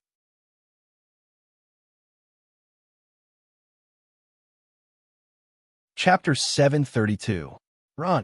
At the next moment, accompanied by a furious bellow, Catherine dashed out fiercely and crashed into the crowd. With her extraordinary physical attributes, she crushed 2 gunmen's ribs and crushed their internal organs. They fell to the ground and turned into a cloud of green smoke, disappearing without a trace. When ordinary bullets hit her body, it was as if they had hit super hard rubber. They were stuck on it, unable to penetrate her body at all. Each of her dashes and each of her punches would kill off a summoned soldier. These elite warriors, who were comparable to the SEALs, could not withstand a single blow from her. However, as these summoned soldiers gradually surrounded her, the metal storm interweaved into many nets of death. Catherine kept on retreating and had no choice but to look for cover. After all, she was still made of flesh and blood. She might not die after being shot over 10 times, but if she were to be hit by several hundred shots, she would be dead for sure. Just as Catherine attracted everyone's attention, Linda and Jack had already gone to hide in a corner. "Where's that person?" Linda turned and looked around, but she did not see Fang Xingjian. Jack held his head and shouted, "Who knows? Who cares if he dies? What should we do?" Continuous gunshots rang out in the distance. There were sounds of furious curses, collisions, and shouts. It was as if there was a war going on. Fang Xingjian did not make any moves. He walked among the spatial gaps and continued to use his martial will to scan Catherine's and everyone else's bodies, observing the changes during the battle. He discovered that as the battle continued, the number of physical particles in Catherine's stomach was slowly increasing. This speed was very slow, and it would probably take a few years for her entire body to be converted into 1.08 billion particles. As her cultivation intensifies, she'll gradually evolve and become a human from Miracle World. If so, will her system also become a knight's cultivation system? Fang Xingjian suddenly had a new judgment toward the world before him. In the previous world, Fang Xingjian had established a connection with Miracle World by spreading ether particles and thus returned to that world. Now that he thought about it, could it be that he had guided that world's future in the direction of Miracle World, taking the path of supernatural individuals? That was why the connection between the two had been established. Then, in this world, by helping Catherine to completely complete the transformation of her physical particles, allowing her system to become the mainstream of this world, would he be able to guide this world to become the future Miracle World, taking the path of knight's cultivation? From there, he would be able to establish a connection between the two worlds, the so-called connection between the past and the outside world. The moment this thought appeared, Fang Xingjian could not help but think, if this is really the case, then is this a special case for me? Or does this mean that all divine level cultivators will encounter something similar, guiding all the different parallel worlds toward the direction of Miracle World? Although I came to the modern era, and they came to the era of supernatural power, their purpose could be to guide history. Was this the purpose of the 9-tiered heavens? It was said that the nine-tiered heavens was created by the God of universal truth. In that case, what was the God of universal truth's purpose? Then could the extraordinary humans who started appearing in this world 30 years ago be the actions of other divine-level experts who projected themselves into a parallel world when they challenged the nine-tiered heavens? Feng Xingjian had guessed the answer to this question, but even more questions surfaced, causing Feng Xingjian to feel even more perplexed. The entire matter seemed to be shrouded in layers of fog, making it hard for one to see the truth behind it. After expanding his train of thought, Feng Xingjian's attention returned to the battlefield. Other than the changes on Catherine, he was also paying attention to the changes on the black man, Brian. Brian's body was almost no different from an ordinary person, but he was able to directly draw out the power of ether particles to increase his strength, agility, and other attributes. This allowed him to possess a physique that was comparable to that of a top-notch soldier from Special Forces. Clearly, other than being able to summon soldiers, Brian's system could also allow his own physique to reach the level of summoning soldiers. However, as the battle progressed, although the summoned soldiers contained physical particles, they did not improve as the battle progressed. Just as Feng Xingjian was walking through the spatial gaps and observing the situation, the scales of the battle started to tip in favor of the black man, Brian. Under the crazy, suppressive firepower, although Catherine dashed left and right, killing over 10 summoned soldiers consecutively, she was also seriously injured. Her physical strength plunged rapidly, and she was soon suppressed behind a bar counter. Although her physique was extremely strong, she did not have any technique in her battles. She only relied on her explosive power. On the other hand, Brian's side had been through hundreds of battles and had great teamwork with the summoned soldiers. Brian held onto a machine gun and attacked together under the cover of the summoned soldiers. He could not help but laugh out loud and said, "My dear young mistress, is a gunfight fun? Do you think that we're playing a game or playing house? Why get my hands on you? I'm going to disfigure your face." Catherine had been shot at least 20 times, and a large tendon in her left leg had been pierced through. She was half kneeling behind the bar counter, panting intensely. Her fitness system had a full-body recovery function, allowing her to recover from her injuries within a short period of time. However, no matter how short of a recovery it was, it would not be able to make it in time for the battle. Damn it, it seems that I've underestimated them. Catherine felt a little regretful. She had too much confidence in her extraordinary powers. If she had known this would happen, she would not have rejected the bodyguards her father had arranged for her out of fear of losing her privacy. However, at that moment, banging sounds of collisions rang out.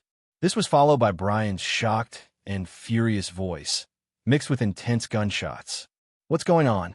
Just as Catherine was feeling surprised, a series of black shadows flashed past above her head, and a summoned soldier was sent flying before her.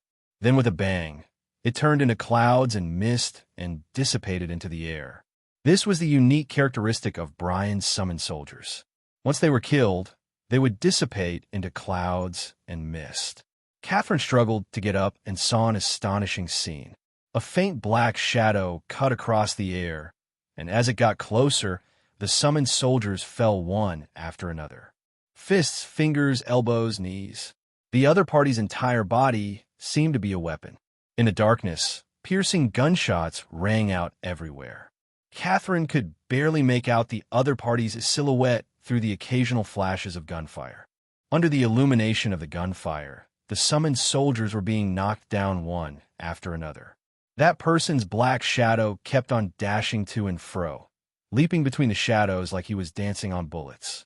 With a light punch or a finger, a summoned soldier would fall. In less than half a minute, Brian was the only one left standing in the hall. Feng Xingjian no longer flashed and walked toward Brian slowly. "Who are you? Don't come over. Don't come over." Brian looked at Feng Xingjian with bloodshot eyes. At the next moment, he pressed down on the trigger fiercely. However, he could only hit a series of afterimages. After Feng Xingjian's dash, Brian fainted with a karate chop. Catherine was not the only one. Linda and Jack, who were behind the wall, had also popped their heads out. They watched this scene with their eyes and mouths agape. Fang Xingjian's smooth close combat made them feel as if they were watching a movie. They had initially thought that Catherine was already a superhuman existence. However, when they saw Fang Xingjian's attacks, the three of them felt an absolute difference in their abilities.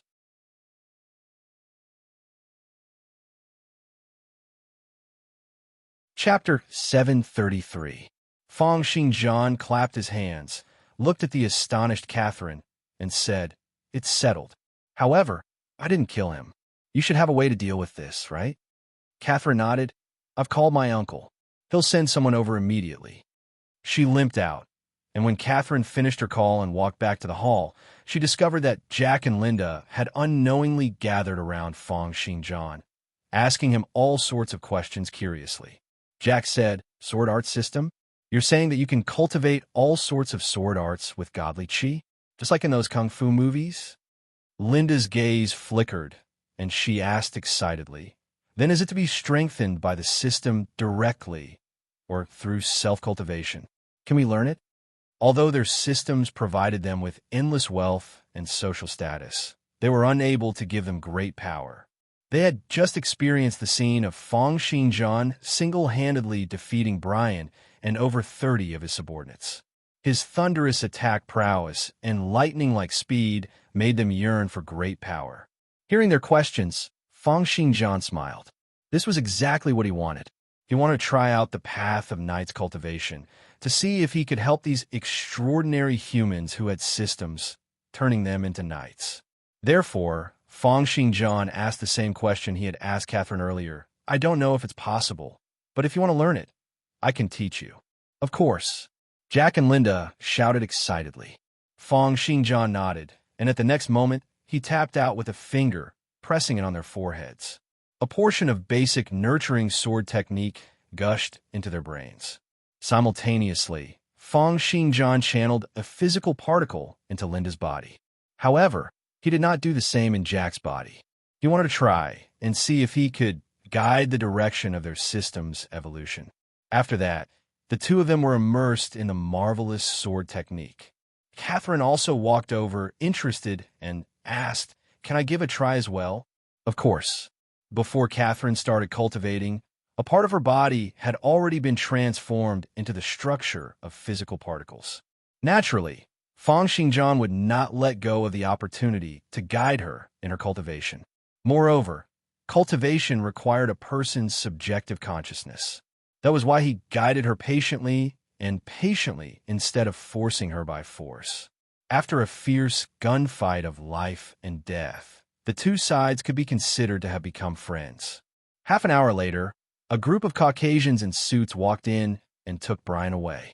Catherine did not ask what they would do to Brian, and Fang Xingjian was not interested to know. For the next few days, Fang Xingjian stayed in the manor to guide the three of them in their cultivation. With Fang Xingjian's standard as a swordsmanship master, it was a piece of cake for him to guide a few beginners in swordsmanship. The result of the cultivation was very similar to what Fang Xingjian had guessed. Jack, who had not been injected with any physical particles, cultivated for many days, but there was no effect at all. Linda was injected with physical particles. Although her aptitude was average, the number of physical particles in her body increased after her cultivation, increasing from 1 to 10. There was no need to mention Catherine. She, who had the fitness system, had an extremely strong physical fitness and coordination. A large number of physical particles had been converted into her stomach. After a few days of training, she could be said to have improved by leaps and bounds, reaching the level of a knight apprentice. This afternoon, on the lawn of the manor, Catherine dashed out like a vigorous cheetah. The wooden sword in her hand slashed down from top to bottom, and all the muscles and bones in her body from head to toe emitted explosive crackling sounds. All the strength in her body was channeled, and the strength unleashed by this sword attack surpassed her previous limits, reaching the level of 30 tons. With this sword attack, sword cheese howled, and strong gales blew against Fang Xingjian's face, causing his long hair to dance crazily like black snakes. Linda and Jack, who were standing at the side, were shocked at the sight of this shocking strike. When had they ever seen a human display such violent power? Faced with Catherine's sword attack, Feng Xingjian tapped out gently with a finger. In that instant, the wooden sword shattered, and Catherine was sent flying out. She rolled over 10 rounds on the lawn before she came to a stop with great difficulty. Catherine lifted her head abruptly. "How did you do that?" "That sword attack earlier. I feel that even if there's a truck before me, I'd be able to crush it. The resonance of tendons and bones is just the most basic way to circulate one's strength. You still have a lot to learn." Catherine shook her head. The more she learned sword arts from Feng Xingjian, the more she felt that he was unfathomable. Just then, her phone rang. Catherine picked it up and said, "Aunt, you're coming over? You're already here? All right. I'll open the door for you." Catherine used her phone to open the manor's door remotely. She said to Feng Xingjian and the others, "My aunt is here. She's a strong woman, like an iron lady. She might not have a good attitude when she speaks, so don't hold it against her." As Catherine spoke, a middle-aged Caucasian lady with short hair, wearing work clothes and high heels walked in. When her gaze swept past Feng Xingjian, Linda, and Jack, her brows furrowed uncontrollably. "Catherine, what's been going on with you for the past few days? You didn't even pick up our calls. You didn't even attend a few important meetings in the company. You've been staying at home all day just to fool around with them?" Catherine said helplessly, "Aunt, I'm not fooling around. You already know Jack and Linda. This is teacher Feng Xingjian. I've been learning sword arts from him for the past few days." "Sword arts?" Hearing this answer, this aunt's brows furrowed even more. An intense aura rose as she furrowed her brows, giving off an oppressive feeling. This middle-aged lady with fair skin was called Diana. Not only was she Catherine's aunt, but she was also the CEO of a multinational company in the United States.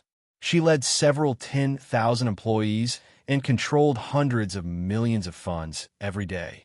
Therefore, she naturally developed an arrogant and condescending aura. Sensing the change in Diana's aunt, Catherine quickly said, "Master Feng Xingjian is also an extraordinary human. He possesses powerful sword arts, and his battle prowess far surpasses mine. He was the one who defeated Brian a few days ago." Upon hearing that he was an extraordinary human, Diana finally took a proper look at Feng Xingjian. However, after knowing that it was a sword arts ability, she did not think much of it. After all, compared to the various extraordinary powers she had seen in the past, such as flames, space, mutation, invulnerability, and immense strength, sword arts did not sound very powerful. As for people like Brian, who were weak amongst extraordinary humans, she did not think much of him at all. Diana glared at Catherine and said, "Catherine, it's not that I want to criticize you, but it's fine if you were just fooling around in the past. We couldn't be bothered with you. But this time around, you actually participated in a gunfight. Are you trying to scare your father and me to death? And sword arts? Just learn to play around, but don't waste all your time on it. You're the successor of the Douglas family, and there will be too many things for you to do in the future. Just leave the fighting and killing to your subordinates."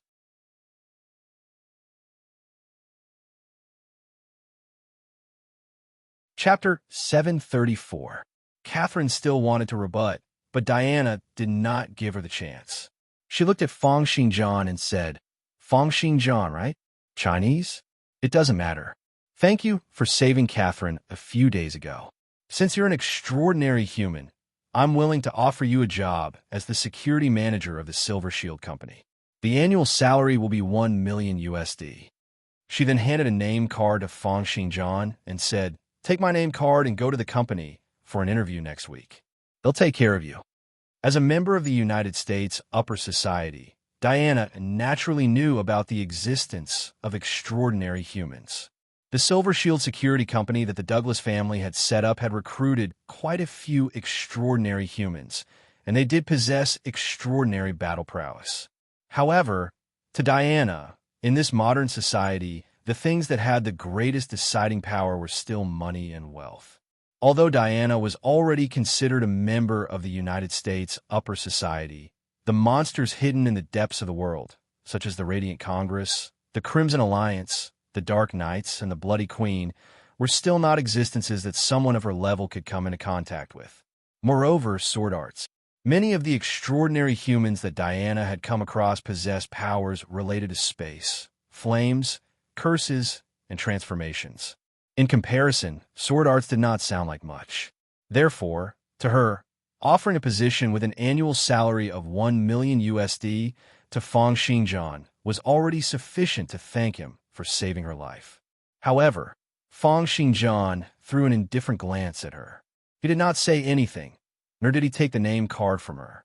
Catherine, who was at the side, said angrily, "Aunt, what are you doing?" "Master Feng Xinjian saved my life, and his sword arts are extremely powerful. I wish to hand over the company to you temporarily so that I can wholeheartedly cultivate sword arts and comprehend the profoundness of sword arts." Extremely powerful? Profoundness of sword arts?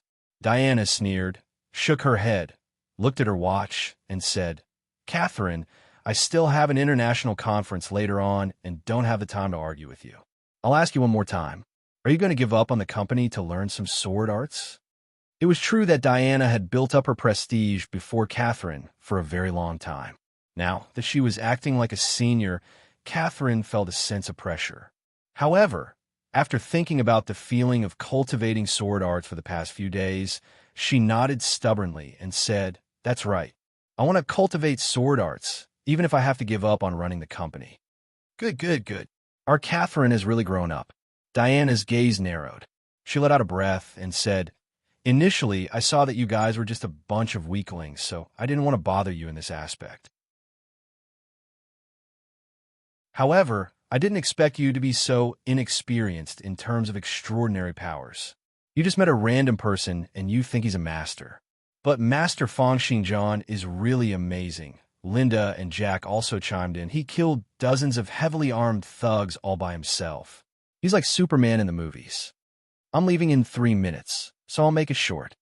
Diana said, "The reason why you think he is too strong is not because he is really strong, but because you are too weak. Catherine, I originally thought that you had too little contact with these things, but now it seems that it's too late." As she spoke, she raised her phone and dialed a number. "Hello, is this White Lion? Come to XXXXX. I want you to deal with a person.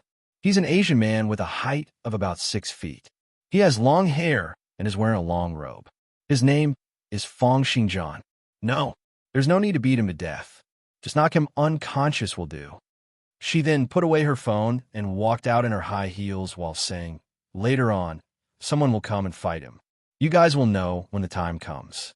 I'll get him to tell you guys about the current situation of extraordinary humans so that you guys won't always be clueless about the situation. Catherine, if I don't see you at the company tomorrow at 8:30 a.m., all of your bank cards will be frozen." Just as she was walking away, she suddenly turned around and smiled at Feng Xinjian. "I'm sorry, Mr. Feng. I'm not targeting you.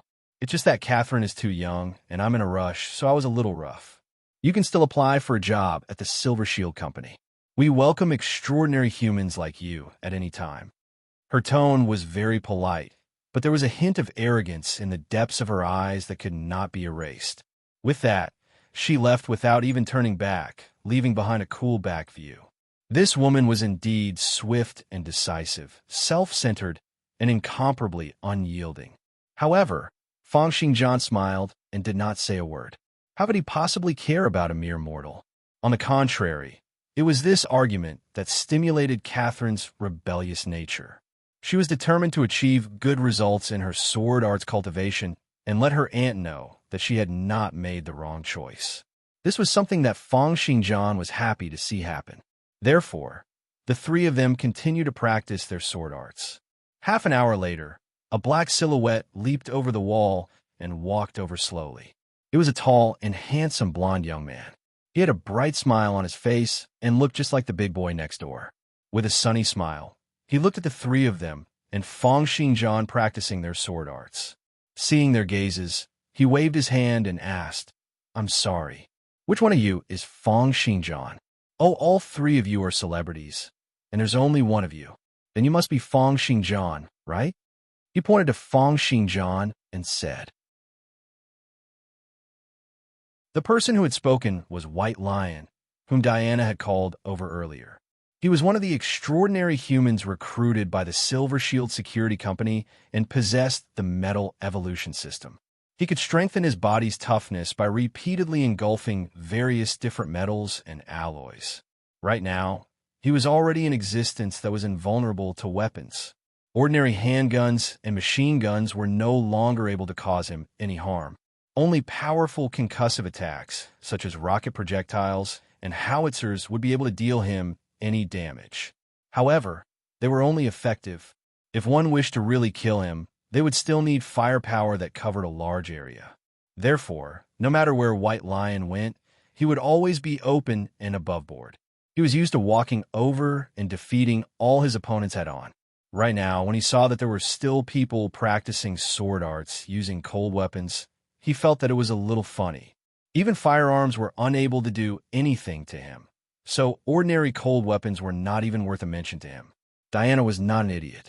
Although she did not place much importance on the sword art system, she still sent White Lion, who was invulnerable to weapons, to fight against Fong Xingjian to ensure that nothing would go wrong. In her opinion, being invulnerable to weapons against sword arts was a surefire way to go. Hearing White Lion's question, Fong Xingjian did not even turn his head and continued to guide Catherine on her sword arts. The body has to become one, and the internal organs have to become one as well.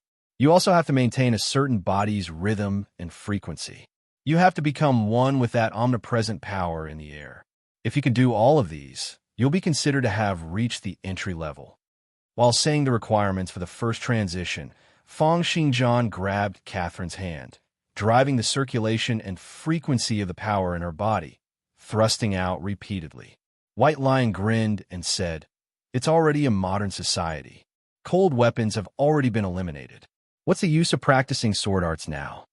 Fong Xingjian paid him no heed. He continued to hold Catherine's hand, driving her power to perform sword arts. In the end, with a swoosh, he slashed out toward the sky. When this sword slashed out, Catherine felt that her physical body, bones, organs, and breathing seemed to have become one. There was an endless amount of power in the surrounding air that gathered onto this sword. Therefore, as this sword attack tore through the air, it shot out a supersonic air current, slashing out toward the sky. In that instant, an explosive sound rang out as if thunder had struck. The sword chi instantly traversed a distance of several hundred meters, splitting the cloud layers in the sky into two and slashing out a gap of about 1.5 kilometers in the sea of clouds. This was a sword attack at the pinnacle of the first transition. At the sight of this sword attack, Catherine could not believe that she was the one who had unleashed it. At the side, Jack and Linda were also dumbfounded. Fong Xingjian nodded and said, "Remember this feeling. In the future, attack like this." After saying that, he turned to look at White Lion and asked, "You're looking for me?" White Lion felt that his entire body had stiffened up. How strong would the person who was able to teach someone how to slash out that sword attack earlier be? White Lion could not even think of it. He smiled awkwardly and cautiously. "Hello, I'm just passing by. You have great sword arts." However, Fong Xingjian flicked his fingers and said, "How many more extraordinary humans does the Silver Shield Company have?" 4. "How many more can you call over?" 4. "Call all of them over." In the office, Diana tried calling White Lion's number, but realized that he would not pick up. She frowned. "Forget it. If there's anything, the Silver Shield should inform me. It's probably settled by now." At the thought of this, she put down her cell phone and continued working. After all, this was just a small matter to her. She still had several hundred million worth of contracts to sign later. You're tuning into the Warrior Lore YouTube channel. Don't forget to subscribe and join us on this journey to catch the most captivating stories.